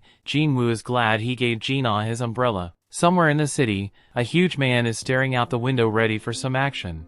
The story continues. We see Chief Jin-chul receives the report of the 6 hunters who lost their lives in the C-rank dungeon. He sees the survivors are D-rank and E-rank, so he assumes they ran away from the dungeon, which is common. His assistant tells him they didn't run away, but they killed the boss and escaped the dungeon. He tells Jin-chul that Jin-Ho has expensive gear, which he's sure was vital to their success. Chief Jin-chul tells him to investigate the case if he thinks there's something fishy going on. He tells Jin-chul that Jin-Woo was the second survivor and the chief remembers him as the sole survivor from the double dungeon. His assistant tells him one of the survivors who lost their lives in the dungeon was Dong-suk. The chief is concerned that the brother of Dong-soo lost his life in the dungeon. Jin-Woo returns home and his sister welcomes him. She's surprised by the souvenirs he brought home and she asks him if something good happened to him. He tells her he's not sure what happened to him was good, but he was able to save up for their mom's expenses and their needs. Jin-ah thinks it's unusual for Jin-Woo to spend money because he's usually stingy. They are having dinner and Jin-ah asks him about his last raid. She thinks his companions must be strong since he came back with no injuries. This makes him remember Dong-suk and his squad and he becomes speechless. Jin-ah asks him if they were able to defeat the enemy, but Jin-Woo is lost in thought and he pops open his beer mindlessly. He remembers how he was able to defeat Dong-suk and his gang easily, despite their differences in strength. He didn't hesitate back then and he didn't despise them either. He knew if he would have run if he was still his old self. He wondered if he also became braver as he became more powerful. His beer is dripping into his lap, but Jin-Woo doesn't notice this. Jin-Woo is feeling remorseful because his opponents were human and not magic beasts. Jin-ah calls his name and he snaps back to reality. She asks him if he's feeling sick, but he lies that he was thinking about the change from the convenience store. Jin-ah tells him not to scare her like that and he decides to stop thinking about the past. He knows he has to get stronger so he can protect his family. He decides to do the same thing if he gets jumped by otter hunters again. He gets a notification saying he has ingested a harmful substance and the system automatically detoxifies him. He tells Jin-ah that he's done eating and she tells him she'll eat the remnants. He tells her not to complain when her overeating makes her get bigger. Jin-Woo goes into his room and takes a sip of beer, but the system clears the alcohol from his body and he realizes that he can't get drunk at all. He suddenly gets the rewards from his side quest, which grants him health and longevity. He knows it's the reward from the double dungeon and he now understands why his body is able to automatically clear out toxins. A lot had happened since then and he didn't have time to check his rewards. He was still uncertain about a lot of things. Jin-Woo falls asleep, but a knock on his door wakes him up. Jin-ah comes into the room and tells him someone named Jin-Ho called for him. Jin-ah sees the beer can on his desk and tells him alcohol is toxic, but he tells her he's fine. He leaves his room to go meet Jin-Ho in a cafe. Jin-Ho apologizes for suddenly calling him out and Jin-Woo tells him he didn't expect to see him again. He tells Jin-Woo he's glad they are meeting again because he saved his life. Jin-Woo thanks him for giving him the magic gem and keeping the incident with Dong-suk secret. Jin-Ho tells him he understands it was self-defense. Jin-Woo asks him why he called him out and Jin-Ho tells him he plans to build an attack team, but Jin-Woo immediately refuses. Jin-Ho tries to get him to listen, but he tells Jin-Ho he doesn't want to hang out with a rich guy. Jin-Ho tells him he just needs his help in 19 raids and Jin-Woo thinks he wants to become a guild master. Jin-Ho begs him to hear him out and Jin-Woo decides to give him a chance. Jin-Ho explains that he wants to get a guild master's license and to get that, he needs to participate in 20 raids. He tells Jin-Woo that mission was his first. He tells Jin-Woo he can pass the written exam because he studied hard, but he's not confident in his combat skills. Jin-Woo knows he's the second in his family construction company and he tells Jin-Woo he's doing it for the company because his father wants a guild established. Jin-Woo is surprised by this, but he knows dungeons have a lot of valuable stuff that can be used to make everyday items. He figures out that the company wants to have its own hunters conquer dungeons and take all the spoils. Jin-Ho tells Jin-Woo his father wants to hire an S-rank hunter as the guild master while his brother becomes the assistant. Jin-Woo knows there are only 7 S-rank hunters in the nation, and Jin-Ho tells him the S-rank hunter who hasn't joined the guild has retired. Jin-Woo figures out that Jin-Ho is going to poach the S-rank hunters from other guilds, and he advises him against it because the guild will become his enemy. He tells Jin-Woo his brother isn't powerful enough, and Jin-Woo figures out that Jin-Ho wants to get stronger so he can become the guild master. Jin-Ho tells him his father will believe he has gotten stronger if he completes his raid with a low-level hunter instead of a high-level. Jin-Ho knows Jin-Woo should be a B-ranked hunter at best, and he's sure teaming up with him would be productive. He slides him some building plans that he wants to give him as a reward for the raid. Jin-Woo looked through it and he thinks the amount is too trivial because he could someday become higher than an S-rank hunter. Jin-Woo knows teaming up with people who don't understand the concept of leveling up would be dangerous. He rejects Jin-Ho's offer, and Jin-Ho begs him that he would keep his secret for a lifetime. If he offers to help him, Jin-Woo gives him a deadly glare and Jin-Ho almost jumps out of his skin. Elsewhere, we see Dong-Soo tells his assistant to bring him the documents containing the details about Jin-Woo and Jin-Ho. His assistant Laura brings it into the room and he's pissed out that his brother lost his life. She tries to comfort him, but he cuts her off and demands for the documents. She hands it to him and he asks her what would happen if he took the life of someone in another country. She can't believe he's considering doing that. She tells him he would be prosecuted by the country if it has treaty laws with hunters. She tells him if the country doesn't, their own country would persecute him. She tells him he can be shown leniency if he negotiates with the government. He tells her to adjust his schedule, but she tells him changes to his schedule will affect the guild's operations. He asks her how his schedule is looking and she tells him it's fully booked. He tells her to clear it for later and she goes to arrange it. He sees that Jin-Ho is a D-rank and Jin-Woo is an E-rank hunter. He hopes they are still alive when he pays them a visit. Back with Jin-Woo, he goes out for his morning routine and Jin-Ah tags along. He's surprised she decided to work out today and she tells him studying all the time will be harmful to her. He thinks she's working out because she ate too much chicken. They go for a jog and Jin-Woo suddenly asks her what she would do with 30 billion. She wonders why he's asking and he tells her it's just a random question. She tells him she would take care of their mom's medical bills and pay off her college tuition fees. He asks her what she would do with the rest and she tells him she would save it up because it was a lot of money. Jin-Woo gets his answer and he tells her to keep up at her own pace. He leaves her in his dust and she can't believe how much stronger a hunter is compared to a human, even though he's at a low rank. Jin-Woo looks through his daily quests and he sees that it keeps counting. When he exceeds the gold, he does more push-ups to confirm and he decides to see how far he can run. Jin-Ah finally catches up to him, but he tells her he's going for another lap and she's dumbfounded. He decides to perform double of his daily quests and the daily quest becomes a secret quest. He accepts his reward for the secret quest and the system gives him a number of boxes to choose from as his reward. He goes for a blessed random loot box and it appears on his hand. It opens up and a miniature sun comes out which turns into a key. The system tells him the location of the dungeon.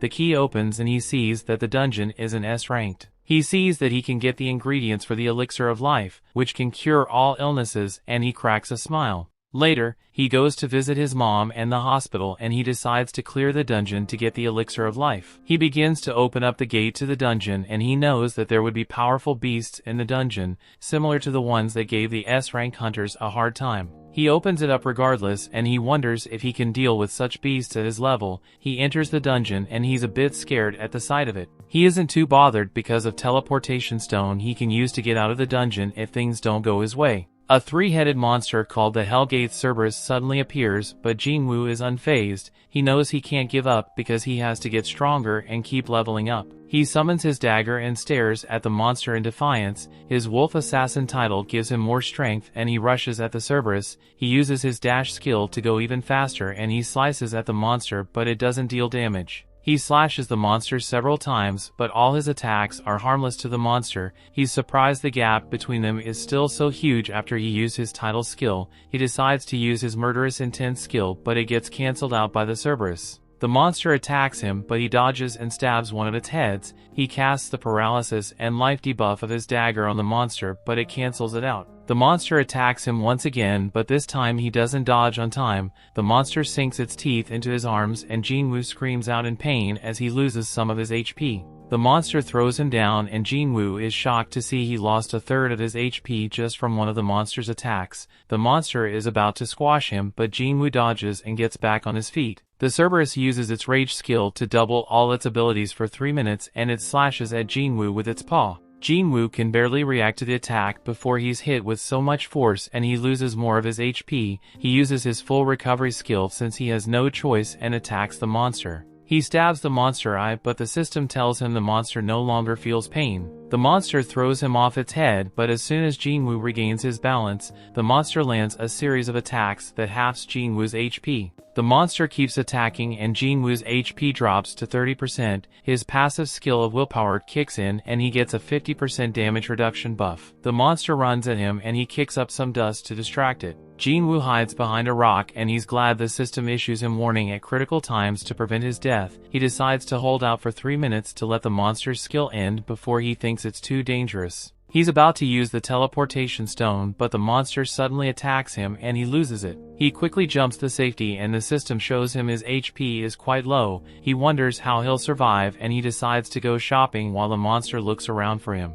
He gets 3 bottles of an exclusive healing potion, but each bottle only restores 100 HP. He sees the venom of the water snake in his inventory and he decides to take it since he's immune to toxins. The venom kicks in and grants him a 20% physical damage reduction. The monster finds him and attacks him, but he doesn't give up because he can still move. The monster's skill ends and Jin-Woo uses that opportunity to land as many attacks as he can manage. He slices and slashes the monster, but it remains unhurt. It attacks Jin-Woo and sinks its teeth into him once again and Jin-Woo's HP almost drains out. Jin-Woo uses his last strength to keep attacking the monster's weak spot repeatedly and the monster finally falls. The system shows that he has defeated the Cerberus and he levels up considerably. His wounds heal and he heaves a sigh of relief. The system shows him the items he got for defeating the Cerberus. He gets a key that opens the door to the demon's castle. He suddenly gets a random item which opens up to reveal the pattern of the elixir of life. He sees that he needs 3 materials to craft the elixir and these materials can be found in the demon's castle. His experience with the Cerberus made him realize that entering the demon castle will definitely lead to his death. He decides to return to the dungeon in the near future,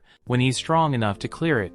The story continues. We see Jin-Woo pays a visit to his mom in the hospital. He looks at the requirements to craft the elixir of life, which can cure all diseases. He wonders if the elixir would be able to wake his mom from her eternal slumber. Though he doesn't have the 3 items needed to craft the elixir, he knows where to find them, but he knows he's not strong enough to enter the place holding the item. He decides to level up even more and get much stronger. Jin-Woo sets up a meeting with Jin-Ho in a cafe, and he accepts his proposal to join him in 19 C-rank raid missions. Jin-Ho is surprised Jin-Woo agreed, but Jin-Woo tells him he only agreed because of certain circumstances. He gives Jin-Ho a condition before he accepts the proposal. He tells Jin-Ho only 2 of them would go on the raid missions. Jin-Ho wonders how only both of them would conquer the C-rank dungeons. Jin-Ho reminds him that they need at least 8 people to enter a C-rank dungeon, and Jin-Woo tells him to find people to make the numbers up, just like Dong-Suk did. Jin-Ho wonders if the missions won't be too dangerous, but Jin-Woo tells him they can complete the 19 raid missions as long as they both remain safe. He tells Jin-Ho his father is sure to acknowledge him if they go through the raid missions unscathed. Jin-Ho considers this and decides to accept Jin-Woo's condition. He tells Jin-Woo that he'll take care of the extra members and the dungeon gates. Elsewhere, Cha-Hae is jogging around a racetrack. She decides to take a break and she dehydrates herself. She stretches her muscles and she realizes someone is hiding behind her. She tells him to come out and she asks him why he's stalking her. He's not surprised that she was able to detect him since she's an S-rank hunter. He tells her he couldn't find a good time to talk to her and he apologizes for interrupting her training. He offers her his business card and we can see his name as Masakazu Tamanaga. Jin-Ho is in a car with his dad, and his dad recalls when the dungeon gates first appeared. Since then, politics, news and social events have been linked to the dungeon. The dungeon houses several infrastructures which are important to the common folk and he knows without it they won't be able to survive. He knows only hunters can bring such valuable resources from the dungeons. The hunters are managed by a government agency known as the Hunter Association. The Hunter Association classifies hunters' registers and manages them. The association is also responsible for assigning and power to dungeons and bearing the responsibilities of dungeon breaks. He knows the government agency can only maintain operations while the guild controls the major resources centered around hunters. The guilds obtain profit acquired from the dungeon. The 5 major guilds in the country comprising those are the Hunters Guild, the White Tiger Guild, the Felm Guild, the Fame Guild and the Knights Guild have monopolized all the resources. He tells Jin-Ho he can't just sit back and watch them do that, because the resources vital to common people will fall into the wrong hands. He thinks it should be people who have supported the nation's development that should be responsible for managing the resources. He tells Jin-Ho that is the reason they must establish a guild. Jin-Ho agrees with his father. He and his brother jointly run a guild that headhunts S-rank hunters, which is quite risky. He's not sure his current self can handle a guild alone. Jin-Woo goes out for a jog to complete his daily task. He sits on the park bench and he opens up the game system. He notices the system doesn't count the extra tasks anymore, and he wonders if he can still get a reward like the previous secret quest. He was hoping to get another item from the cursed random loot box, just like the Demon Castle's key. He realizes he may get the key to an instant dungeon. He opens the random loot box, but he gets a bingo card that has already been partly played. He's disappointed by the reward, but he understands that it's a random loot box, so he doesn't worry about it. Jin-Woo leaves the park and he walks along the city streets. He looks at his status on the game system and he realizes just 3 ability points are not enough to make him strong. He decides to level up quickly, but he can't do anything but wait for Jin-Ho's C-rank mission raids. He remembers a centipede in a dungeon, and he decides to go back to slay them to get more points, but he realizes he would be able to escape more easily, and he may not get points from defeating the centipede. His game system closes as he gets a message from the Hunter Association inviting him to participate in a D-rank gate mission. He sees that he'll not be able to fight alone since the Hunter Association wants to make a team and he wonders if he should decline. He decides to take the mission because it's better than doing nothing and he can't waste any time. Elsewhere, Song's apprentices are training in a dojo. One of the apprentices confesses to his master that he's still not strong enough to defeat him. The master tells him it's understandable that he can't win, but the apprentice still feels ashamed. He wants to spar with the master while he's in an optimal state, but the master is surprised he's not giving up. He gets an urgent call-up message and he said that low-rank hunters are nothing but errand boys for the association. His apprentice asks him if he's ever considered retirement, and he's surprised. He remembers terrible scenes from his previous raid, and he realizes he may be a hindrance since he lost one arm. His apprentice tries to explain that he didn't mean it like that, but the master tells him he wants to do as much as he can for the world before he loses his life. A hunter tells his wife he got called to a raid mission and she tells him to consider giving up his hunter profession. She tells him the profession is too dangerous because a lot of people lost their lives in his previous mission. She reminds him that he almost didn't make it out, but he tells her they need money to get their daughters through school. She agrees with him and he reassures her that the association won't send them to a dungeon that's too dangerous for them. He tells her the last time was just an exception, and she apologizes to him for worrying unnecessarily. She tells him to be careful, and his daughter wonders if he's strong. He assures her that he's very strong and he can defeat powerful monsters. Yunho goes to see Jongin in his office and he's pissed Jongin deceived him. Jongin feigns ignorance and Yunho tells him he pushed the media interview on him. Jongin tells him he saw the interview on TV and he thinks he did very well because his speech was heartfelt. Yunho is pissed Jongin is pushing his responsibilities on him. Jongin tells him his attitude and honest character will represent the hunters and that's what their chairman wanted. He tells Yunho he isn't suited for that. Yunho decides to drop the accusations and he wonders what Jongin summoned him. Jongin tells him he wants to inform him that Eugene Construction, which is the business name of Jinho's dad, wants to establish a guild. Yunho tells him he already knew about it, and he heard they were looking for people to fill up the guild. He knew they were poaching some of his squad members and Jongin realizes he's meddling unnecessarily since he already knows. Yunho is sure Jongin and knew he was aware of all this and he decides to find out what Jongin really wanted to tell him. Juhee gets a call from her mom who wonders if she's alright, since she doesn't call her often. Her mom wonders how her work is going and she tells her it's going fine. Her mother wonders if working as a hunter makes her uncomfortable, since she's so timid. Her mom heard she was a B-rank hunter, but she's not convinced she's strong enough for that rank. She thinks she's a burden to other hunters, so she tells her to come back home and help with the house chores. Juhee gets angry and she tells her mom to stop making decisions for her. She tells her she'll make her own decisions, and she ends the call. She's so pissed her mother thinks she's a burden to other hunters. She remembers how useless she was in previous raids, but she decides to give it another go. She leaves her room, but she gets a message from the Hunter Association asking her to participate in a D-rank gate raid. Cha-hae walks through the Hunter Association building and she stumbles upon Yoonho, but he doesn't pay her any attention. She goes into Jong-in's office and he wonders what he can do for her. She tells him she was approached by a scout from Eugene Construction and she wanted him to know about it.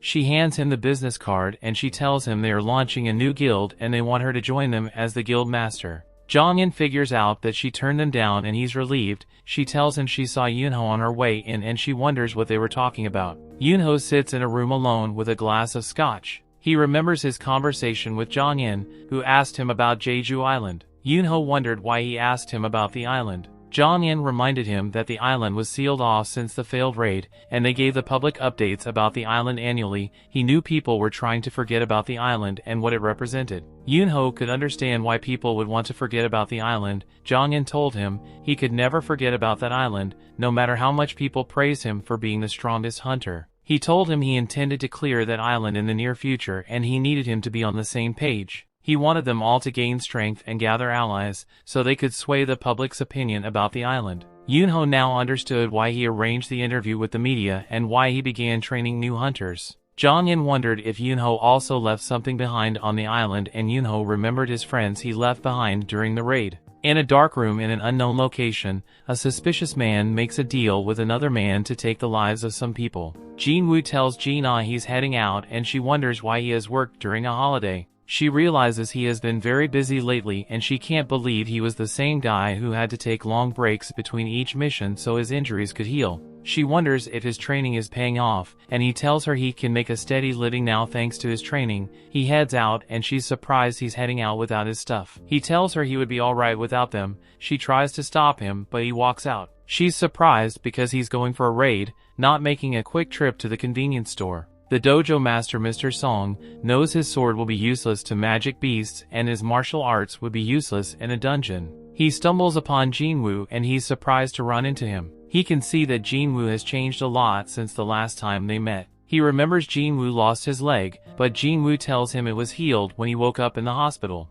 Mr. Song thinks it was a skilled healer who restored his leg, and he's happy to see Jin-Woo in good health. Jin-Woo is sad because Mr. Song didn't get his arm back, but Mr. Song tells him he had gotten used to it. Jin-Woo wonders what Mr. Song is doing around the area, and he tells him he was answering a summon from the Hunter Association. Jin-Woo is surprised Mr. Song was summoned by the association just like him. They arrive at the gate and Jin-Woo sees the hunters who survived the encounter with God. They're too ashamed to look him in the eye because they sacrificed him for their own safety. Song is suspicious that only the survivors from that dungeon were reunited. Joo-hee is so surprised by how much Jin-Woo has changed since she last saw him. A car suddenly arrives at the gate location and 3 prisoners step out of it. They are glad a lady is part of the group. They start hitting on her, but an association hunter shuts them up. An association official briefs them. She tells them the prisoners are substitute hunters who would be joining them for the mission. They are surprised they would be fighting alongside criminals, but the official tells them the prisoners won't cause them trouble since they want to reduce their sentence. She tells them they would be accompanied by a B-rank hunter called Kong Tae-shik, and she assures them he'll be able to handle the prisoners. Jin-Woo suggests that Joo-hee sit the raid out, but she decides to go since he's going. Tae-shik introduces himself to the group and he wonders who would lead the raid. Mr. Song decides to lead, and he thanks Jin-Woo, making sure they came out alive the last time he led them into a raid. Tae-shik is suspicious of Jin-Woo, but it's time for the hunters to enter the dungeon, so they gather at the gate and proceed through it into the dungeon. The story continues. We see inside the dungeon, the prisoners are actually doing a good job wiping out some goblins. Mr. Song wonders who the real beasts are and demonstrates his own power. The group of goblins is eventually wiped out and Mr. Song impressed by how much stronger Jin-Woo has gotten. Even Joo-hee points out how Jin-Woo hasn't gotten hurt yet, and she hopes that no one ends up needing her to heal them. Mr. Song is still amazed as even Jin-Woo's aura is different. Tae-shik has the move forward, but they find a split in the path. The dungeon has been much easier than they expected, so they determined that it should be fine to split up. They will be taking on a bit more risk, but they will be able to clear the dungeon faster. Jin-Woo is able to sense that the dungeon boss is down the path on the right side, but he doesn't tell anyone. He hasn't been leveling up much from the weak goblins, so Jin-Woo requests that his group go down the right side path. They split up, but Tae-shik oddly stares at Jin-Woo. Kim's group member is the other coward, and Kim decides that they will have to apologize to Jin-Woo for abandoning him on the first raid. They are sure that he won't accept their apology, but Kim determines that he must try if he wants to continue being a hunter. Down the other path, the prisoners easily wipe out another group of goblins. Taeshik strangely asked if they will be able to do the same against humans, and they point out that it would make no difference. A look into the past shows that Taeshik was told that Sung Guy's daughter was assaulted by 3 men. His daughter took her own life afterwards, but this guy was furious, since the 3 guys would be set free from prison in just a few years. To make things worse, they're hunters, and hunters are allowed to participate in raids to reduce their sentences. This is incredibly unfair since his daughter will never get to come home. The man brought 3 million yuan and offered to give it to Taeshik if he eliminates the 3 prisoners. Taeshik is absolutely crazy, as he now tells the prisoners what he will tell the inspectors when he leaves the dungeon without them. He will say that the prisoners were eliminated by a pack of 100 goblins. Kim continues down his path, but he is shocked to find that it touches to Taeshik's path, and he finds Taeshik massacring the prisoners. Taeshik tells the prisoner that he was told to make them suffer, but he is interrupted by Kim. The cold-blooded Taeshik eliminates the last prisoner and decides that he will have to change his plans as he makes his way towards Kim. Jin-Woo thinks about how Taeshik saw him at the hospital and he just hopes that he doesn't remember him. Just then they hear screaming and they rush to find the dead prisoners. Kong has been eliminated as well, and Jin-Woo shocked when he sees Kim in bad shape. Joo-hee heals him, but Mr. Song tells that this was not the work of a magical beast. The weapon used was too sharp and whoever used it avoided finishing him off multiple times. Kim has given up on surviving, but Jin-Woo reminds him that he has a family. Jin-Woo demands that he stay alive, otherwise he won't be able to keep blaming him. Kim uses his last breath to apologize to Jin-Woo and he passes away. Just then, Taeshik tries to eliminate Joo-hee but Jin-Woo stops him. Taeshik is impressed with how fast he is and Mr. Song realizes that Taeshik is responsible for the massacre. Mr. Song is shocked since Taeshik is part of the Hunters Association, but Taeshik just wants to tell them his plan. Instead of blaming the goblins, Taeshik will say that the prisoners eliminated all the other hunters. He will then say that they tried to take him out, but they couldn't do that, which will be why he was the lone survivor. Mr. Song holds Jin-Woo back as he doesn't believe he can take on Taeshik. Mr. Song will fight him instead, but he thinks about how long is the B rank, 1 whole level above him. Joo-hee gives him a strength buff and Mr. Song tries to use his sword skills to take Taeshik down. Taeshik manages to avoid even being touched once and he commands Mr. Song for knowing his stuff. Jin-Woo analyzes the situation and can tell that Mr. Song is managing to hold his own, but he isn't fast enough to win. Taeshik manages to land a devastating blow, but he gets annoyed when Joo-hee quickly heals Mr. Song. Taeshik decides to take her out first, but Mr. Song stops him. Taeshik underestimated the old man, so Mr. Song explains that he has trained S-rank hunters before. His blade is outmatched, but Taeshik points out that the power Mr. Song has been given have their limits. There is no chance a mage type like him can defeat an assassin type, so Taeshik brings him near death. Joo-hee too frightened to heal him, so Taeshik prepares to end Mr. Song's life. Mr. Song uses his fire ability but Taeshik is just too quick. He realized that Mr. Song used his sword to make him lower his guard against magic. Mr. Song was waiting until Taeshik tried to end his life to surprise him with a fire blast. Taeshik saw right through his plan though, and Mr. Song will now pay with his life. Just then, Jin-Woo finally steps in to stop the fight. Taeshik demands to know who he is, so Jin-Woo explains that he's simply an E-ranked hunter. Taeshik doesn't believe him, since he would need incredible reaction speed to stop the attack he just used on Mr. Song. Taeshik can tell that Jin-Woo was hiding his power and determined that he had a second awakening. The others are shocked and Taeshik just now remembers Jin-Woo from the hospital. The mana reader only read 10 at the time, so Taeshik thinks that the second awakening must have come after that. This doesn't make sense though, as it doesn't explain why Jin-Woo was able to survive the double dungeon. Taeshik determines that it actually doesn't matter, so he prepares to eliminate Jin-Woo. Jin-Woo wants to know what happened just now, so Taeshik explains that he was just carrying out justice by taking out the prisoners. Jin-Woo couldn't care less about them, but he wants to know why he eliminated Kim and Kong. Jin-Woo points out that Kong could have done it quickly, but he didn't. Instead, Taeshik seemed to have tortured and toyed with them. Another look back to when Taeshik spoke with the father shows Taeshik explaining that he has received huge offers to join the largest guilds. However, he chooses to work for peanuts in the Hunters Association. The reason he has chosen this path is because he finds people much more fun to kill than beasts. A fight breaks out between Taeshik and Jin-Woo, and the two spectators are amazed by their blinding speed. Taeshik can tell that they have practically the same build, but he determines he has much more experience fighting high-ranked opponents. Taeshik uses this experience to take control of the fight, but he is shocked when Jin-Woo asks him to be a little less bloodthirsty. It's too late though, as Jin-Woo's system has taken notice. The system, just like last time, informed Jin-Woo that there are people present that want to eliminate him. Jin-Woo is then once again given a quest to eliminate his opponents. Jin-Woo is engulfed by a dark power, but calling this confused since he thinks he should have the advantage in this fight. Jin-Woo instantly attacks, and Taeshik shocked when he realizes that he has been poisoned.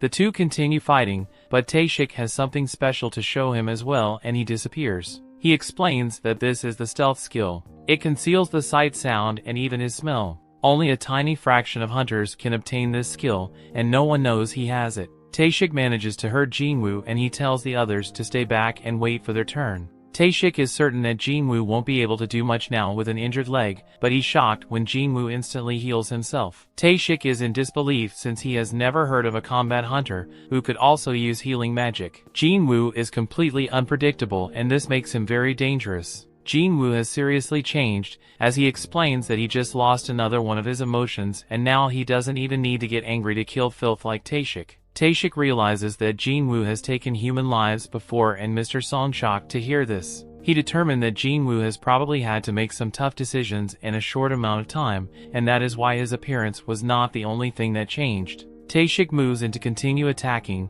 but he is shocked when Jin-Woo was able to track him just by sensing his bloodlust. Taeshik still has a trick up his sleeve, but everything stops when Jin-Woo activates his murderous intent skill. Taeshik is surrounded by darkness, and he is stunned when Jin-Woo's blade pierces his chest. As Taeshik's life fades away, he points out that he and Jin-Woo are the same. They are both killing machines, and the only reason why he is dying is because he was simply weaker than Jin-Woo. Taeshik still wants to know what Jin-Woo is. He has assassin skills, healing and debuffs, and Taeshik has never heard of someone like that. Jin-Woo doesn't tell him anything, but Taeshik points out that Jin-Woo was able to eliminate him, so his E-ranked act is over. Jin-Woo decides to tell him something and just explains that he is someone that gets stronger with every fight. Taeshik can tell that Jin-Woo will keep getting stronger and stronger, but he has a warning for him. If he goes too far searching for more and more power, that same power might take control of him. Jin-Woo's quest is complete, and he got some rewards. Jin-Woo has noticed that the stronger he gets, the more he feels like something inside of him is falling apart. His friends thank him for saving them, but Jin-Woo tells them to leave the dungeon. They are shocked to hear that Jin-Woo plans to clear the dungeon alone, but they realize that he is strong enough to do it. Outside, Jin-Chul is shocked to hear that Taeshik was killing in secret. He is shown the only survivors of the mission Taeshik was on, and he's surprised to find that one of them is Jin-Woo. He apologizes for what happened, but more importantly, he wants to know who was the one that defeated Taeshik. Jin-Woo realizes that he won't be able to keep his secret anymore, which means he will have to cancel his deal with Jin-Ho. Just before he admits to everything, Mr. Song lies and says that he was the one that eliminated Taeshik. Mr. Song is only a C rank, so he explains that he only won the fight because he had the help of a healer. Jin-Chul is skeptical as Taeshik was a top B rank hunter, but he accepts Mr. Song's answer. Just then, Jin-Woo reminds himself that he cannot get overconfident. He could until before, but Jin-Chul was an A-rank hunter. He can sense his immense power now, and he can tell that it is current strength. He wouldn't stand a chance against this guy in a fight. Mr. Song determines that Jin-Woo has a good reason for keeping a secret, so he tells Jin-Woo that this is just him paying him back for what happened in the double dungeon. That night, everything has been settled, and Ju-hee wonders if Jin-Woo remembers the stone he gave her. The story continues. We see Jin-Woo and Ju-hee take a little walk while they discuss how much Jin-Woo has changed. Ju-hee is the complete opposite of him, as she hasn't changed at all, and she realizes that she is too timid to be a hunter. She should really be participating in A-rank raids, but she chooses the lowest rank ones instead. It's not terrible since it allowed her to meet Jin-Woo, and she began healing him. He would always get hurt, but she could never forget how his eyes always had that determined look in them. Ju-hee returns the crystal he gave her and reveals that she will be retiring. She will be going back to live with her parents, but the two agree to hang out if they ever see each other again. A look back shows that Jin-Chul was very skeptical of Jin-Woo. He didn't believe that an E-rank like him could defeat the B-rank Taeshik. Jin-Woo was already found to not have had a reawakening though, so Jin-Chul just let him be. He did, however, issue him a warning. Dong-suk's brother Dong-soo has heard that Jin-woo and Jin-ho were the only survivors after his brother was eliminated, so he may be coming after them. This is extremely shocking since Dong-soo is an S-rank hunter. Dong-soo likely doesn't care about all the facts, and he is the type to be upset just because Jin-woo survived and his brother didn't. Unfortunately for Jin-woo, the law is powerless against S-rank hunters, and they have the potential to bring forth either a miracle or a calamity. One of these monsters is after Jin-woo, so Jin-chul recommends that he get his family and leave the country. Jin-woo just determines that this is another reason to have to become stronger, since if he doesn't then he won't survive. Jin-woo arrives to meet with Jin-ho, but he's very confused by what he sees. Jin-ho explains that this is their strike team. He prioritized finding people who are qualified hunters but have reasons why they can't work and are struggling to make a living. Jin-woo points out that he hired a high schooler, but she points out that she is a qualified hunter, just like them. She gets discouraged though when Jin-woo figures out that she's an E rank with no raiding experience. It doesn't actually matter though, as Jin-woo informs them all that they will be waiting outside while he and Jin-ho take care of everything. They will all be getting paid 3 million yuan each, which is a great deal since they won't actually be doing anything. The only thing is that they can't tell anyone about it, otherwise they will have to pay back 10 times the amount they were given. Jin-woo received a stealth runestone for defeating Taeshik and he uses it to learn the stealth skill. Jin-ho is ready to go and Jin-woo's shocked to see that he has put on some more insanely expensive armor. Jin-woo proves how illogical it would be to wear that armor and demand it's take it off. Jin-woo allows him to at least keep the helmet though, and the two enter the portal. The other hunters think they are crazy for going into a C-rank dungeon alone, but they don't really care since the contract is already finalized. Jin-woo's sister wonders where her friend Sung-yi is, and we see that she's the high schooler on Jin-woo's strike team. The hunters discuss how full strike team would take 2 hours to complete this raid, so when they see you appear out of the portal, they assume that they just ran away. Of course they are shocked to see that the gate is closing after they exit, which means that they have cleared the dungeon. The hunters stare in disbelief, but Jin-woo just tells them to hurry as he wants to go to another portal. Their goal is to hit 3 raids in one day, but the hunters are all still shocked that they even completed one. During another raid Jin-woo destroyed a bunch of goblins, while Jin-ho finishes up mining, Jin-woo finishes up the goblins and levels up. The next raid is a success as well and general levels up even more. Days passed and the two just keep clearing dungeons by themselves. They begin to face stronger and stronger monsters, but Jin-ho can tell that Jin-woo is getting much stronger as well. Jin-woo's stealth skill is really useful and his dash skill levels up. He earns a couple more skills and finds that they're really powerful when he uses them on a wolf. Jin-woo has a bunch of new skills now, but not enough mana to use them for very long. He takes a potion for this and decides that he will focus on increasing his intellect ability going forward. He also decides against returning to the Demon Castle right now, since he would consider himself to only be somewhere between a B rank and an A rank hunter. Just then, the system reveals that he has reached the required level for a job change quest.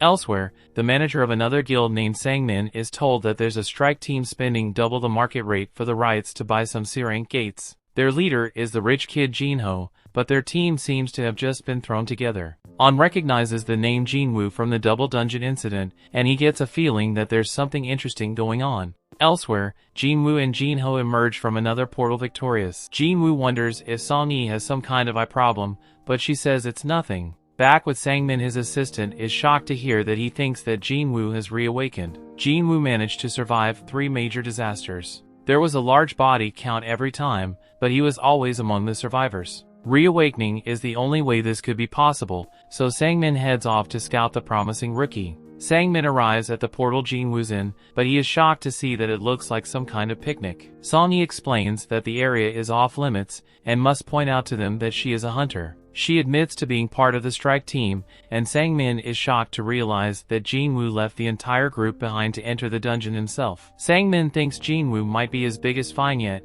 but he surprisingly just leaves. The guys emerge from the gate and Jin-woo reveals to Jin-ho that he's busy tomorrow. He won't be able to go on any raids, so they hold off on a few of them. We then get a glimpse of a very strange scene, and Jong-in wakes up from the nightmare. He takes a look at some paperwork and determines that it's almost time for the reconnaissance mission on Jeju Island. Jin-woo finishes up his day of raiding and Sang-min introduces himself as the manager of the White Tigers Guild. The White Tigers Guild is one of the country's best, and they're always on the lookout for promising new talent. Sang-min thankfully gets right to the point and offers to pay Jin-Woo double what Eugene Construction is paying him if he joins his guild. Sang-min is confident that an E-ranked could never reject this offer, but he is surprised when Jin-Woo wants to know how much the White Tiger Guild headquarters is worth. It's worth 50 billion, so the guy is shocked when Jin-Woo reveals that the construction company is giving him a building worth 30 billion. Jin-Woo shows him proof, but Sang-min reveals that he isn't qualified to offer them their 50 billion building. Jin-Woo leaves as he has lost interest, but he does want to know how Sang-min heard about him. Jin-Woo strikes fear into this guy but making sure that he wasn't snooping around and he disappears. Sang-min realizes that Jin-Woo used stealth to cut him, and he is shocked when he thinks about how Jin-Woo is a reawakened with the stealth ability. Jin-Woo tells him not to turn around, so Sang-min explains that he was just investigating who was buying up so many gates. Jin-Woo demands to know who else knows about him, but Sang-min explains that it's just him and one of his subordinates. Jin-Woo warns that if people start hearing about him, they will be the first people he suspects. Sang-min agrees to keep everything a secret, so Jin-Woo reveals himself again. Jin-Woo has to keep buying the gates for a while, but this causes problems for the guild, since they need to train recruits. Jin-Woo agrees to let them buy 3 gates from him, but Sang-min is shocked when Jin-Woo tells him that they will have to pay 300 million yuan for each. The guy begs him to lower it to 200 million and Jin-Woo surprisingly agrees. The two make the deal for 3 gates, but their interaction is not over yet, as Jin-Woo wants to give him something.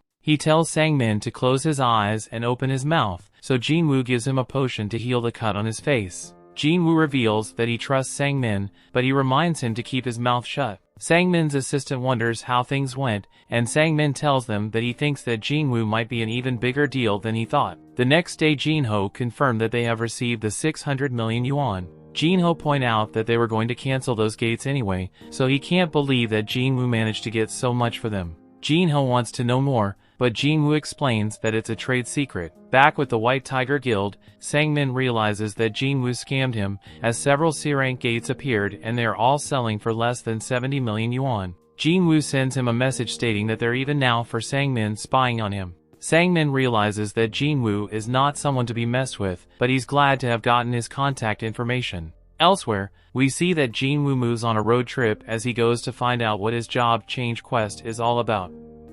The story continues. We see Jin-Woo arrives in some forest far away from civilization, because he has no clue what to expect from the job change quest. He has encountered 2 dungeons that were accessible with keys, and the only quest he has been forced to take immediately were the penalty and the emergency ones. This job quest 1 is optional though, and he has even been given time to decide. Jin-Woo assumes that it's an important event that will make him stronger by earning skills best suited to his job, so he decides to accept and the gate opens. Jin-Woo just now remembers that he didn't do his daily quest and decides to do it later. He declares that the real game starts now and he enters the gate. Elsewhere, Jin-Ho has a meal with his father and they are met by his brother. In the dungeon, Jin-Woo finds that he won't be able to use potions or his full recovery. He won't be able to leave until the quest is complete either, so he will have to be very careful. Just then Jin-Woo hears something approaching and he prepares himself. It turns out to be an armor-type beast and Jin-Woo quickly attacks it. He is shocked to find that his attack did nothing and he is caught off guard by the monster's power.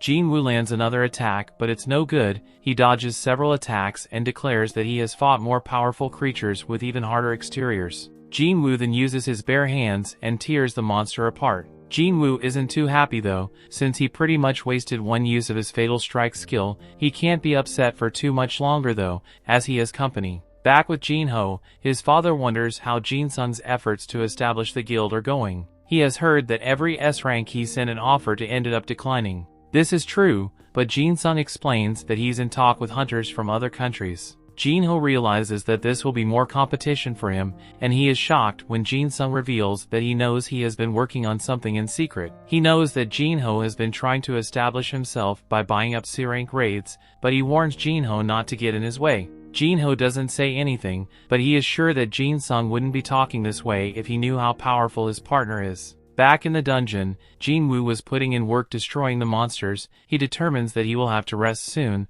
but he senses something and eliminates another monster. He can't believe that it was using stealth, and on top of that, a mage that can use light magic has appeared. This is all pretty strange as Jin-Woo feels like the armor on the first monster combined with the skills of these monsters makes him feel like he's revisiting his old battles. The quest is much tougher than he expected, but he once again analyzes the situation mid-battle. He goes over what it will take to defeat each one of his enemies. The armored one won't take damage without enough strength, and the stealthy one can be detected without enough perception. The mage needs to be countered with intellect, but Jin-Woo hasn't increased that stamp very much. His fatigue is building up quickly, so he will have to end the fight soon. Elsewhere, we see that Jong-in meets with the other hunters as they are ready to head to Jeju Island. Back in the dungeon, Jin-Woo managed to defeat the monsters. He finds that he has received the chest plate and realizes that he hasn't done much with gear yet. Jin-Woo puts some on and is glad to see that it can go invisible and it doesn't restrict his movement.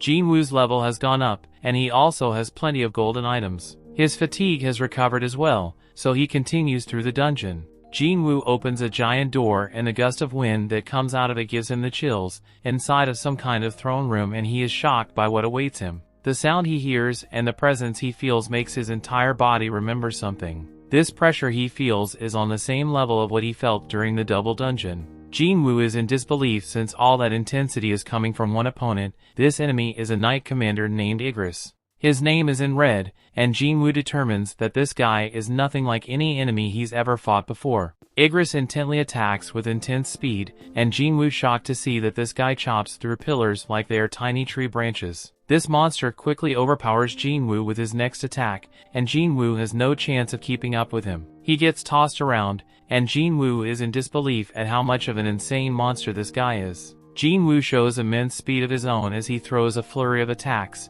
but his blade does nothing against the knight's armor. Jin-Woo just barely manages to block an attack and he gets tossed back. He determines that they are equal when it comes to speed, but Igris is much more powerful than him. This guy is extremely dangerous and Jin-Woo wonders if he has any chance of beating him. Jin-Woo doubts that he can win without a weapon, but he can only think of one way to deal any damage through the armor Igris wears. Jin-Woo puts away his dagger and Igris surprisingly throws aside his weapons as well. Elsewhere, Jong-in calls the chairman Go and thanks him for approving the operation. The chairman tells him to be careful, but Jong-in is already fully aware of the danger. He knows that this expedition is simply to assess threat levels. They will just prod the enemy and see how they respond. Jong-in is as diligent as ever, and he explains that it's because the last 3 done Jeju Island never really ended for him.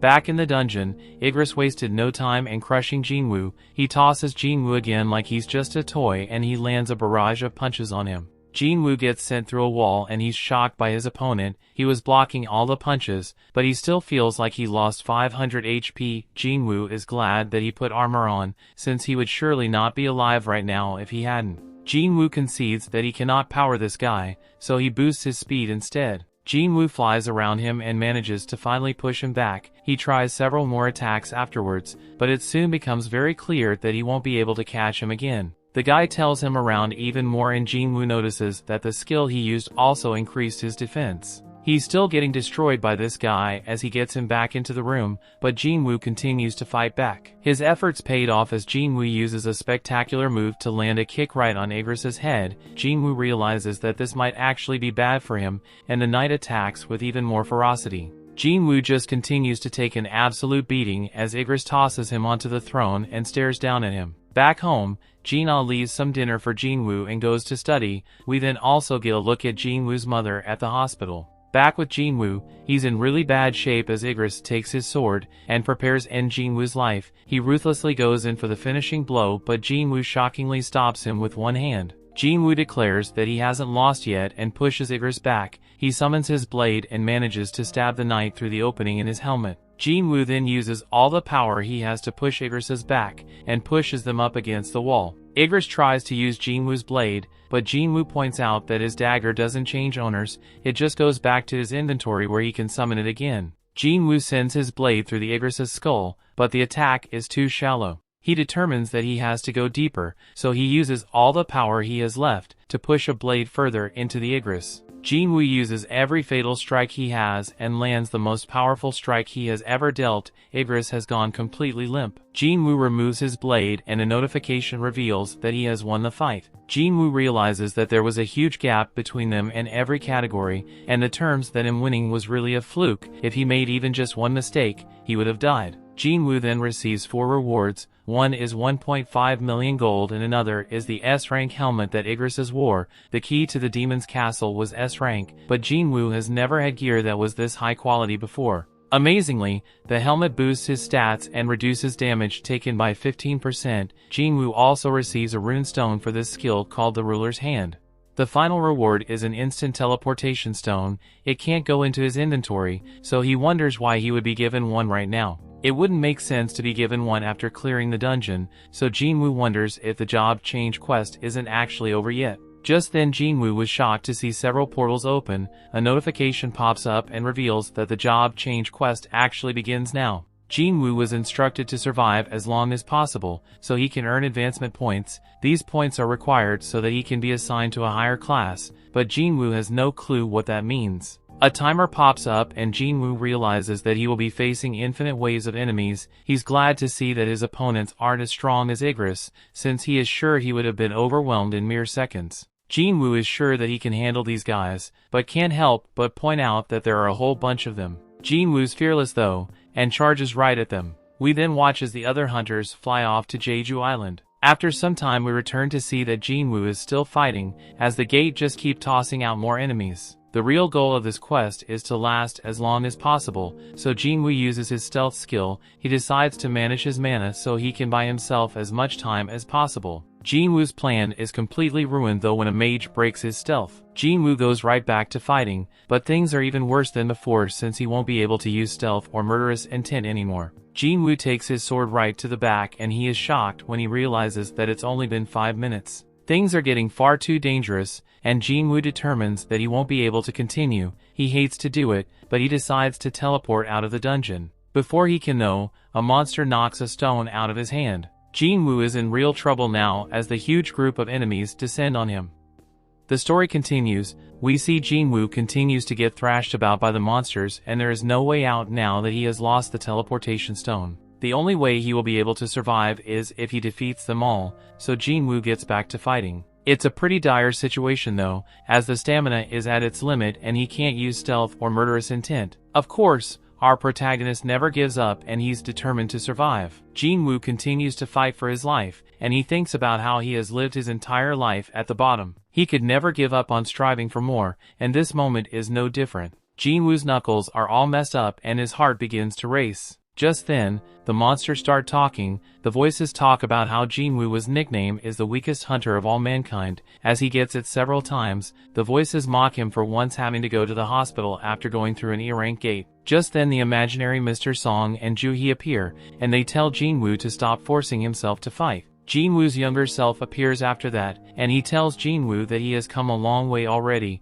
so that should be good enough. His old self can't even recognize the new Jin-Woo as he is much taller and in much better shape. However, he explains that the changes were only on the surface. Deep down Jin-Woo was still weak and he is about to die again. The old Jin-Woo declares that Jin-Woo will always just be an E-rank hunter, a dreamer who never learned his place in the world. Jin-Woo manages to avoid some attacks, but he can't manage for long, as he gets crushed. Young Jin-Woo tells him that this is what he deserves, since he was so quick to think that he was ready for this kind of fight. These words begin to convince Jin-Woo as he wonders if he really hasn't changed. Just then, a notification reveals that the time is up on his daily quest, and he will have to be penalized for not completing it. Luckily, this means that he will be taken to the penalty area. Jin-Woo now realizes that luck really is a factor in skill, and young Jin-Woo determines that whoever is behind all this doesn't want him to die just yet. He says goodbye and Jin-Woo was taken to the penalty zone. When he arrives, he is grateful that this penalty saved his life. Jin-Woo wonders though if it really was luck or if it was the system keeping him alive. Jin-Woo decides not to overthink it,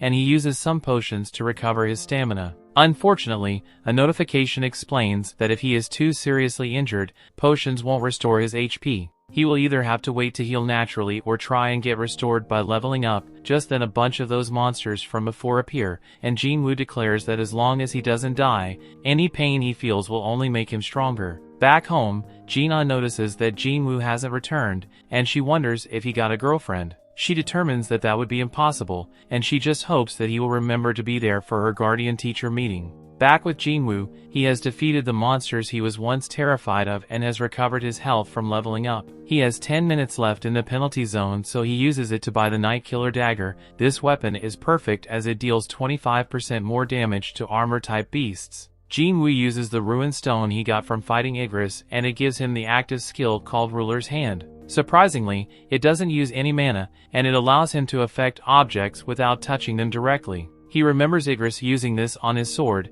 but Jin-Woo tests it and finds that he can't move large objects yet. Time is almost up, so Jin-Woo declares that he will have to rely on a little bit of luck to carry him to the end. Jin-Woo gets teleported back to the dungeon and he gets ready to fight again. Back with the other hunters, they're getting closer to Jeju Island. Jong-in is told that multiple sources of mana have been detected in the water, and Jong-in is shocked by what he sees. In the dungeon, Jin-Woo was very pleased by how his Night Killer dagger's performing. He can't shake a strange feeling he is getting though. He keeps killing the beast, but it doesn't actually feel like he is. That isn't all, as Jin-Woo was concerned about the mages who have been casting spells without actually attacking. Just then Jin-Woo realizes that they are responsible for opening the gates and summoning the knights. He decides to target the mages and finds that defeating one of them makes some of the knights fall apart. Knowing this, he targets the rest of them and takes control of the fight. The mages just do their best to hide behind the knights, but Jin-Woo manages to take out another one, leaving 3 mages left standing. These tricky last 3 combine their power to summon a golem, so Jin-Woo makes his way up to higher ground. He manages to disable it for a moment and thinks about how the dummy ages must have thought the one strong monster was better than several small ones. Jin-Woo points out that this is wrong though, since having fewer targets makes it easier to go after the mages. Jin-Woo finally manages to wipe out all the mages, but the golem is still standing. Our protagonist has become so strong that he uses sheer force to destroy the golem. With that, all the monsters are defeated and the notification reveals that he has finished the job change quest. Now he will be able to switch to a more advanced class with the points he earned based on his performance during the quest. He doesn't get to choose apparently, and notifications begin to pop up with several messages. They state that whatever path the player takes, it is littered with corpses and the stench of blood remains. Furthermore, the player craves great power and blaze his own trail without relying on others. It mentions how a shadow army will follow the player's orders, and Jin-Woo shocked to see that his new job class will be Necromancer.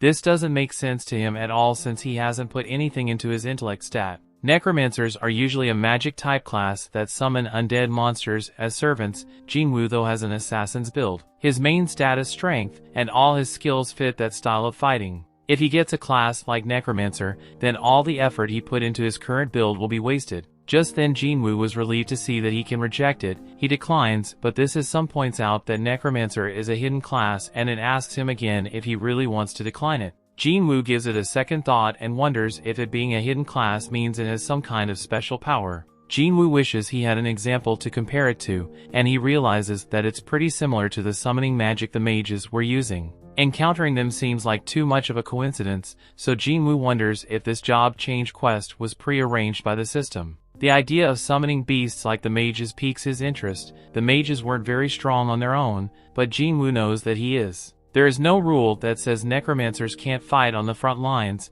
which is what he would do. Jin-Woo determines that if classes work like stats do, then as he levels up, his skills and necromancy will too. This means that the shadow army the system talked about will likely become stronger as a result. Jin-Woo gets excited about the idea of no longer solo leveling and he accepts the necromancer class. Just then a dark power bursts from beneath his feet and the system starts awarding him points based on his performance. Jin-Woo did amazingly well during the quest, so his total advancement points exceed the class threshold. The dark power erupts even more and Jin-Woo begins to flow, and the advancement is soon complete. Jin-Woo was then shocked when he sees that he already moved on from the Necromancer class all the way to the Shadow Monarch class. He also receives unique class skills and 10 ability points. Jin-Woo wonders if the quest is finally over, but he begins to hear sounds that seem to be coming from people that are in pain. Jin-Woo can now see a dark shadow coming from the monsters, and he's able to use his skill called Shadow Extraction on them. First, he must designate a command word, so he chooses arise.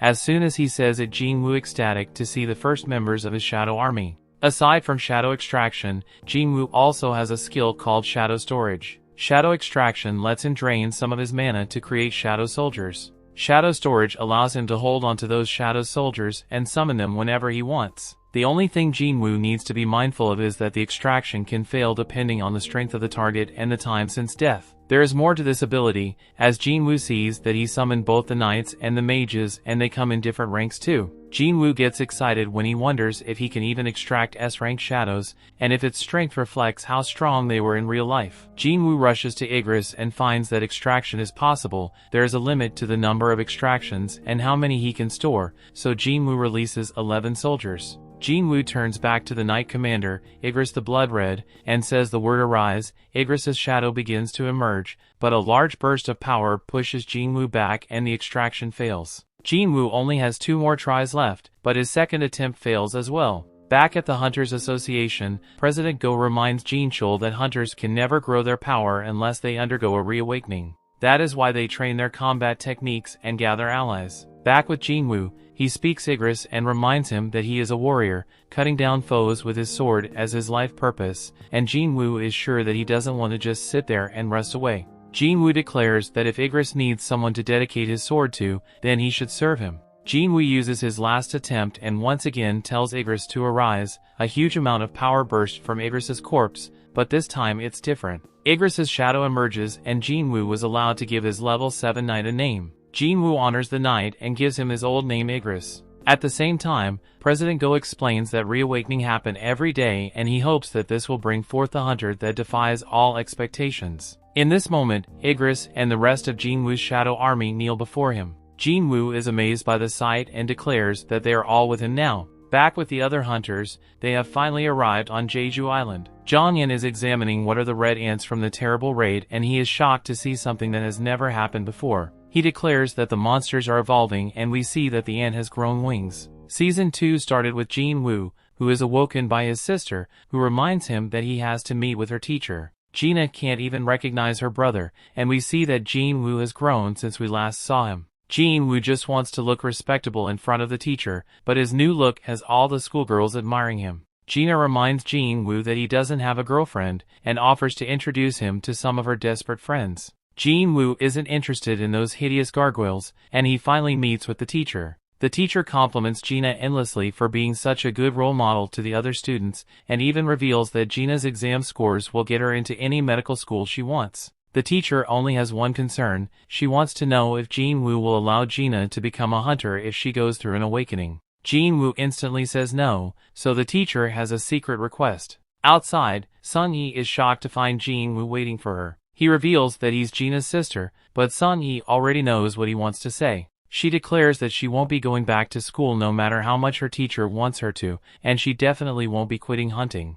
Jin-Woo points out that she's only an E-rank hunter, and there's no way she can make a living hunting. Sung-Yi is quick to point out that Jin-Woo is also just an E-rank, but Jin-Woo has had enough. He reveals that he actually isn't here to convince her to quit hunting, and he tells her to come with him. Elsewhere, Inspector Woo welcomes home the hunter Dong-Soo. Dong-Soo would rather be anywhere else than Japan, but he has important business to take care of. Woo wonders if he's here to meet with a certain 2 hunters, but Dong-Soo is insulted by the question. He doesn't plan to just meet with them, he wants revenge. Dong-Soo declares that he plans to do terrible things to Jin-Woo and his friend, and he will do it inside of a dungeon where no one will know. Dong-Soo tells Woo that him and his surveillance team can just pretend that they don't know about his plan. That is, unless weaklings like them want to try and stop him. Woo explains that his only job is to monitor hunters who may pose a risk to public safety, and the 2 men part ways. Back at the Hunters Association, we see that Choi has returned from Jeju Island, and they discovered something alarming. The red ants have developed wings and can now travel with them. They can only go a short distance right now, but if they evolve further,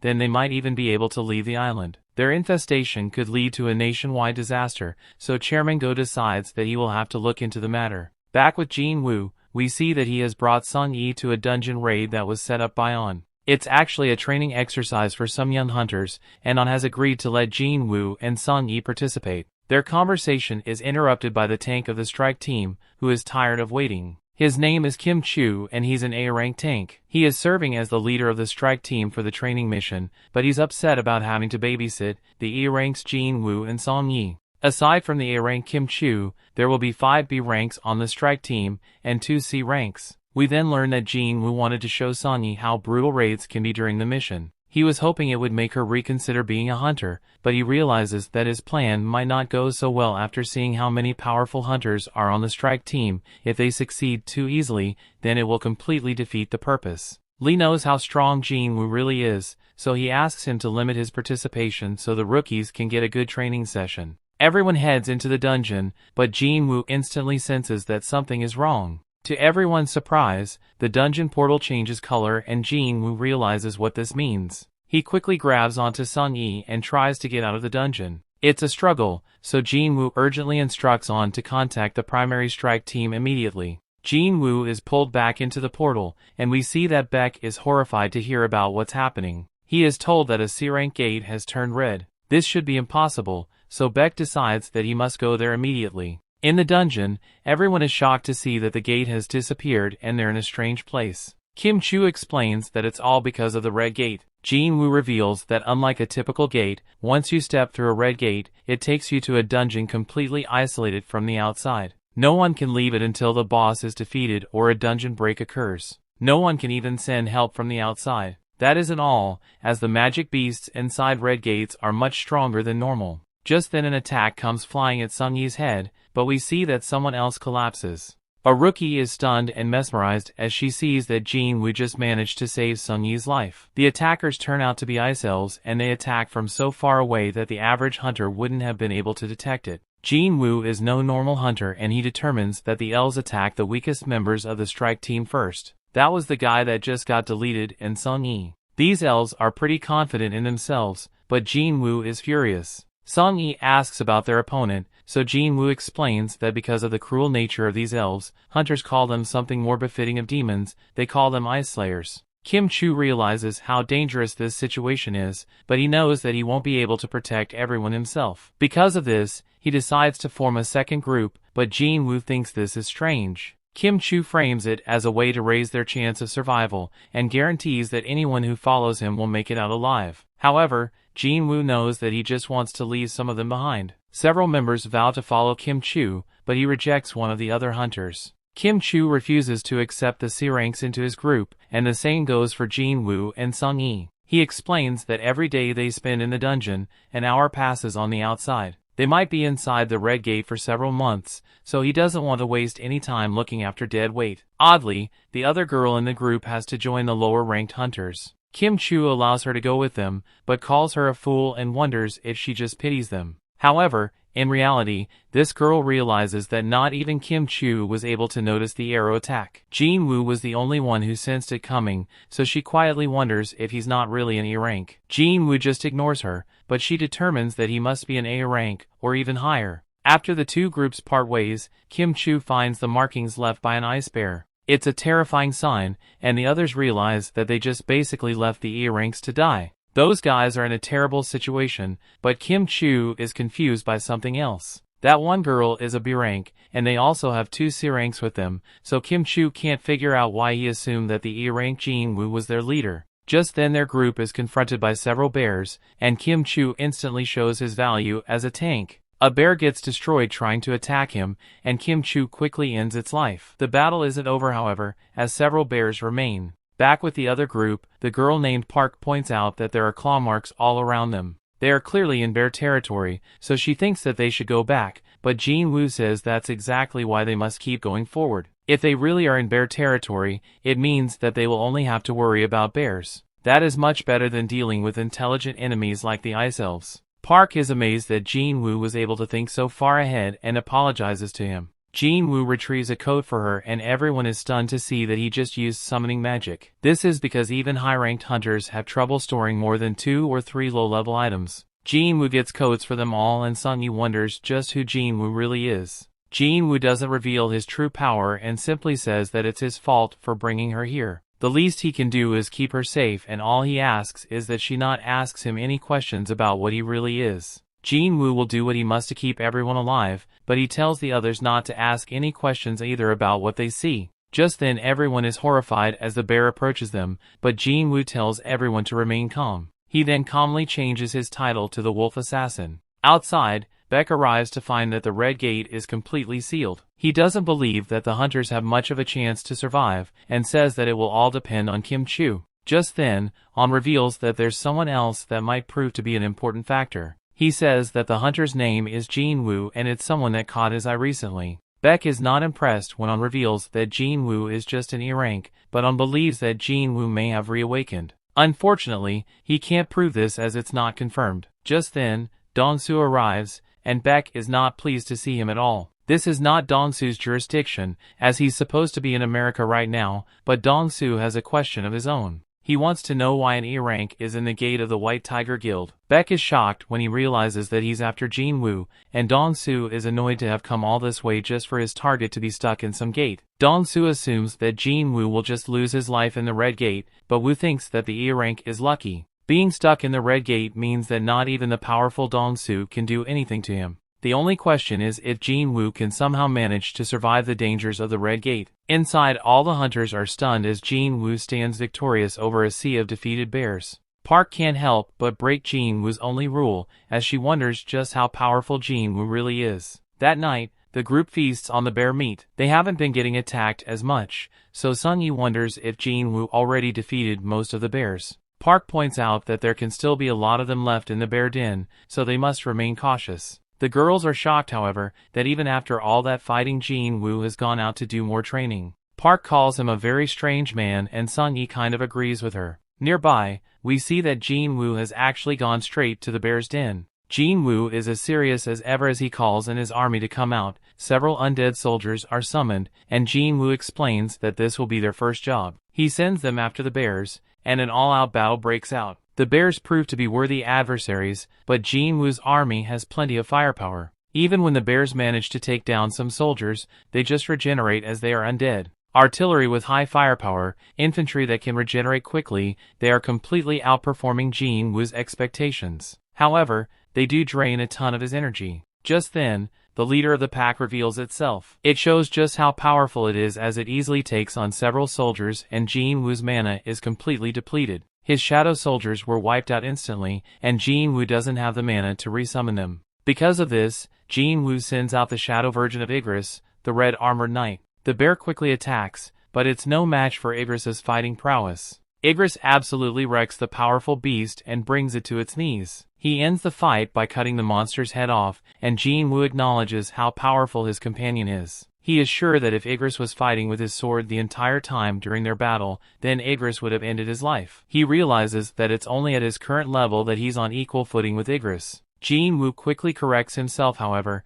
as he thinks that he might still be weaker than him. Igris kneels before his master, and Jin-Woo praises his loyal soldier. Elsewhere, we find that Kim Chu is struggling to breathe. The other members of his party have been eliminated, but Kim Chu vows to accomplish his goal of joining the elite of the White Tiger Guild. He's horrified to see the position he is in now as the Ice Elves have surrounded him, and they finish off the last of his group. Kim Chu succumbs to fear and runs for his life, as he is watched by the leader of the elves. The story continues. We see Jin-Woo stands victorious over the Death Bears, and shows his immense power as a necromancer when he tells them to rise. Shadow bears emerge from the corpses, and Jin-Woo adds to his shadow army. Outside the portal, On explains that the strike force has been stuck for 3 hours, but on the inside it would be around 3 days. Red gates are very dangerous, so Dong-soo determines that Jin-Woo must already be a goner, and he prepares to leave. Dong-soo stops himself, however, as he demands to know why Jin-Woo is hanging around with the White Tiger Guild. On simply explains that Jin-Woo is an acquaintance of his, and he wanted to watch his rank mission. On is relieved when this seems to be a good enough answer, but Dong-soo shocks everyone as he begins to choke On. Dong-soo isn't gullible, and he knows that On has a knack for sniffing out new talent. Just then, we see that Beck has gotten very serious, as he has transformed, and he tells Dong-soo to stop. This only infuriates Dong-soo, as he says Beck is just a big fish in a small pond. The two men release some of their power, terrifying On because an S-rank battle would break out if these guys aren't stopped. The entire area could end up completely destroyed, but the guys are furious, and they attack each other anyway. Back inside the portal, Kim Chu's relieved to have gotten away from the elves. His relief turns to shock, however, as he comes across the corpses of the powerful death bears. It's a horrifying sight, and he wonders if the E-ranks he left behind are responsible. As he trembles in fear, he realizes that Jin-Woo and the others weren't strong enough to do this. Kim Chu fears that the Ice Slayers could be behind it, so he runs back into the forest. Back outside, Dong-soo is impressed as he sees that Mr. Woo is somehow powerful enough to stop an S-rank fight. The humble Woo says that the only reason his arms are still intact is because the two hunters held back at the last second. Woo explains to Dong-soo that he re-evaluated Jin-Woo 2 months ago, and he is certain that the kid is really just an E-rank. Furthermore, the surveillance team has investigated the death of Dong-soo's brother, and they determined that he was eliminated by a magic beast. Dong-soo knows that this is just a story for the public, and he determines that if the killer isn't Jin-Woo, then it must be the other guy, the rich kid named Yu. Woo wants to know why he's after Jin-Woo if that's the case, but Dong-soo's answer is simple: Jin-Woo is an accomplice. Just then, Dong-soo gets called away and he says that Jin-Woo is lucky. On thinks about how no one understands Jin-Woo's power the way he does, and he is sure that Jin-Woo will survive the Red Gate. Back inside, the other members of Jin-Woo's group sit by a fire, but we see that Kim Chu has found them. He is furious to see that weaklings like them have somehow managed to survive. Not only that, they are also thriving with weather gear, blankets, and food. Kim Chu angrily confronts them and reveals that his group died because they didn't have any gear. He has lost his mind as he demands to know who is hiding all the equipment, as he blames them for his dead teammates. He comes to the realization that Park must have known all along, and that was why she wanted to join the weak group. Kim Chu demands that the one behind it all confess, as he counts down from 3, or else he will eliminate them all. Kim Chu finishes his countdown without anyone confessing, but he already knows who's behind it. He screams Jin-Woo's name as he goes to eliminate everyone, but Jin-Woo appears out of nowhere to absolutely destroy him.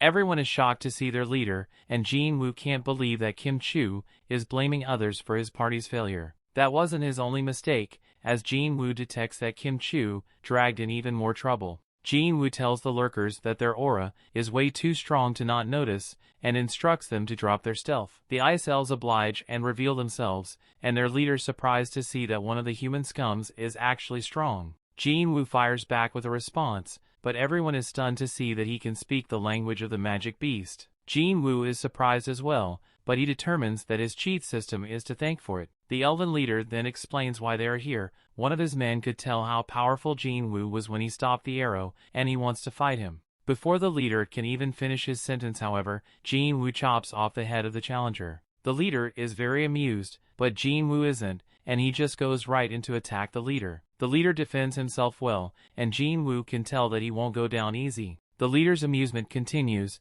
as he says that Jin-Woo is not human, and he wonders why he's pretending to be. Jin-Woo has no clue what he's rambling on about, so the leader laughs as it means Jin-Woo is unaware. He reveals that elves have a voice in their head that tells them to kill humans. However, they don't hear it when it comes to Jin-Woo. This makes Jin-Woo wonder if this is similar to his system directives. The voice not directing them against him could stem from Jin-Woo being the player. The leader reveals that he would rather handle things in a sensible way, and he encourages Jin-Woo to just hand over the humans. Jin-Woo wants to know why they are fighting humans in the first place, but something strange happens as the leader begins to answer. His body glitches for a moment, and he just repeats what he said a second ago. Jin-Woo refuses, so the leader wonders if he really intends to make them his enemy. He reminds Jin-Woo that they outnumber him by a lot, but our boy Jin-Woo wonders why he is so sure about that. Jin-Woo summons his army, and the others question how this can even be possible. The confident elven leader thinks it's just a waste of time, but Jin-Woo isn't interested in his words. He wants a fight, and the leader obliges. The two sides clash in a bloody battle, and the others try to run away. Some archers set their eyes on them, but Jin-Woo shows his incredible fighting prowess as he deletes them. Unfortunately, he can now also see why the leader was so confident, as the elves are doing major damage. Jin-Woo's army is immortal, but the regeneration costs magic power. Jin-Woo has a lot of it, but it will run out eventually. On top of that, Jin-Woo has determined that the leader is clearly stronger than him. The leader attacks Jin-Woo directly, and Jin-Woo realizes that even if he fought alongside Igris, the leader would still be really tough. All odds are against him, and regular soldiers aren't going to cut it, so Jin-Woo determines that he needs a stronger fighting force. The leader introduces himself as Barca, and Jin-Woo gives his name as well. The two warriors then charge at each other, and Barca shows some dominance. He is surprised, however, when Jin-Woo teleports his blade to his other hand.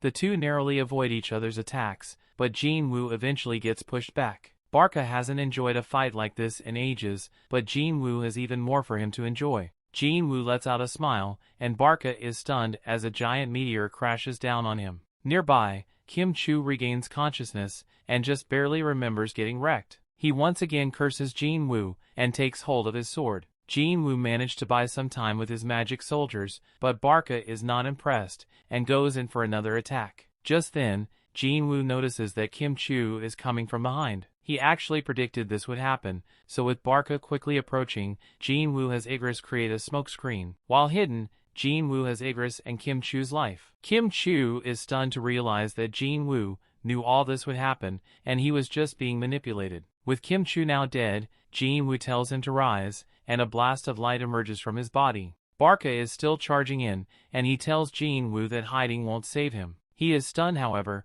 when a new soldier appears to push him back. Jin-Woo names his newest member, Iron, and the soldier lets out a loud scream. Barca is prepared to take on any challenge, and from just a few seconds of battle, he can tell that Iron isn't very agile. Nearby, Sung-Yi wonders if this is what all hunter battles are like. The others tell her that nothing about what's happening right now is normal, and they have never seen anything like it before. Barca eventually feels like Iron isn't enough of a challenge for him, so he instructs Jin-Woo to join him along with his knight. Jin-Woo is happy to oblige him this time, and the 3-on-1 battle ensues. Barca shows his incredible might as he fends them all off, but he's quickly annoyed by Iron's loud scream. He decides that Iron will have to die first, but Iron is a serious tank. Barca's confidence only grows as he dodges Igris's attack, but he's stunned when Jin-Woo manages to stab him. Jin-Woo is still impressed by the elf, however, as he somehow managed to avoid a fatal blow even amidst all the chaos. Barca doesn't like to be underestimated,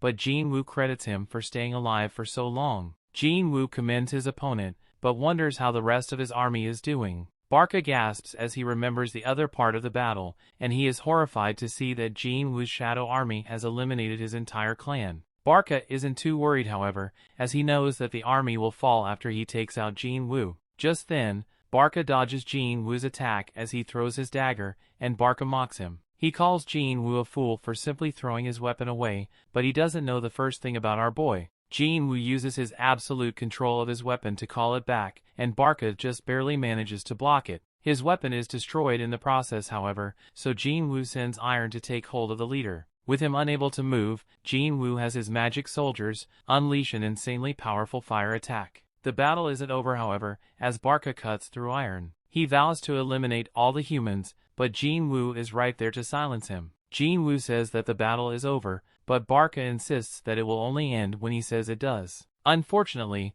this isn't true, as Iron regenerates and absolutely crushes him. Jin-Woo reiterates that it's over, and we see that Barca is long gone. Just then, the ground begins to shake, but it's only because Iron's making sure that their job is done. Jin-Woo reminds his new soldier that he must show restraint, and he hopes that this doesn't become a problem. The others are glad to hear that it's all over, and they are shocked when Jin-Woo calmly tells them that it's time to leave. They're all relieved, but Jin-Woo has one more thing to do, as he looks at Barca's lifeless body. Outside, Han says that Beak can return home now.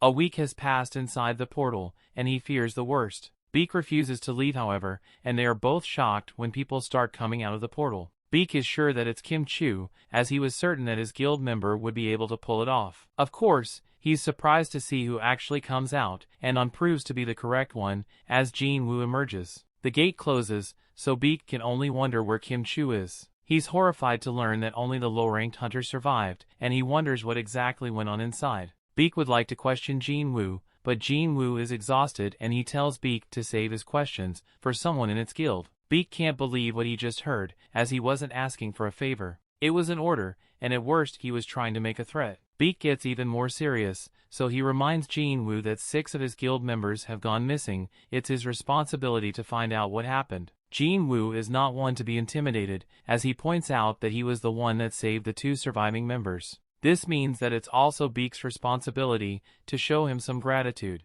Tensions rise, But Beak calms down as he realizes that Jin-Woo is right. He apologizes and Jin-Woo takes Song-yi home. Beak asks Park who exactly that guy was, and wonders why he was so angry. Park reveals that it was actually only after beating the boss that his mood changed. On insists that it must be exhaustion, as Jin-Woo is normally a nice guy. Beak has taken an interest in Jin-Woo, of course, and he instructs On to make sure he is brought to their guild, no matter what it takes. Later, Jin-Woo drops off Song-yi. She thanks him for everything, and looks forward to the next time they meet. As he leaves, Jin-Woo realizes that it hasn't even been an entire day since they were trapped. He's disappointed as he only earned 1 dagger for all his trouble, and determines that Barca must have been just too high of a level. A look back at what happened shows that Jin-Woo tried to make an immortal soldier out of the elven leader. He was given 3 tries, but Jin-Woo wasn't able to extract him. Jin-Woo at least got iron out of this situation, but that was the 3rd time already that he has had to take human lives. The next day, Yu meets with Jin-Woo, but Jin-Woo can't believe what he's wearing. They are headed to a mission, but Jin-Woo tells them that they need to pick someone up. This ends up being Song-yi, and Yu is shocked to see how informal they are being with each other. Jin-Woo wonders if she managed to get any sleep, but this gives Yu the wrong idea. Worried about Jin-Woo, Yu reminds him that Song-yi is underage. Of course Jin-Woo isn't doing what he thinks, so he's casual about it, but Yu once again gets the wrong idea. That brings the episode to an end. Thanks for watching. Want next part? Subscribe the channel and turn on notification bell.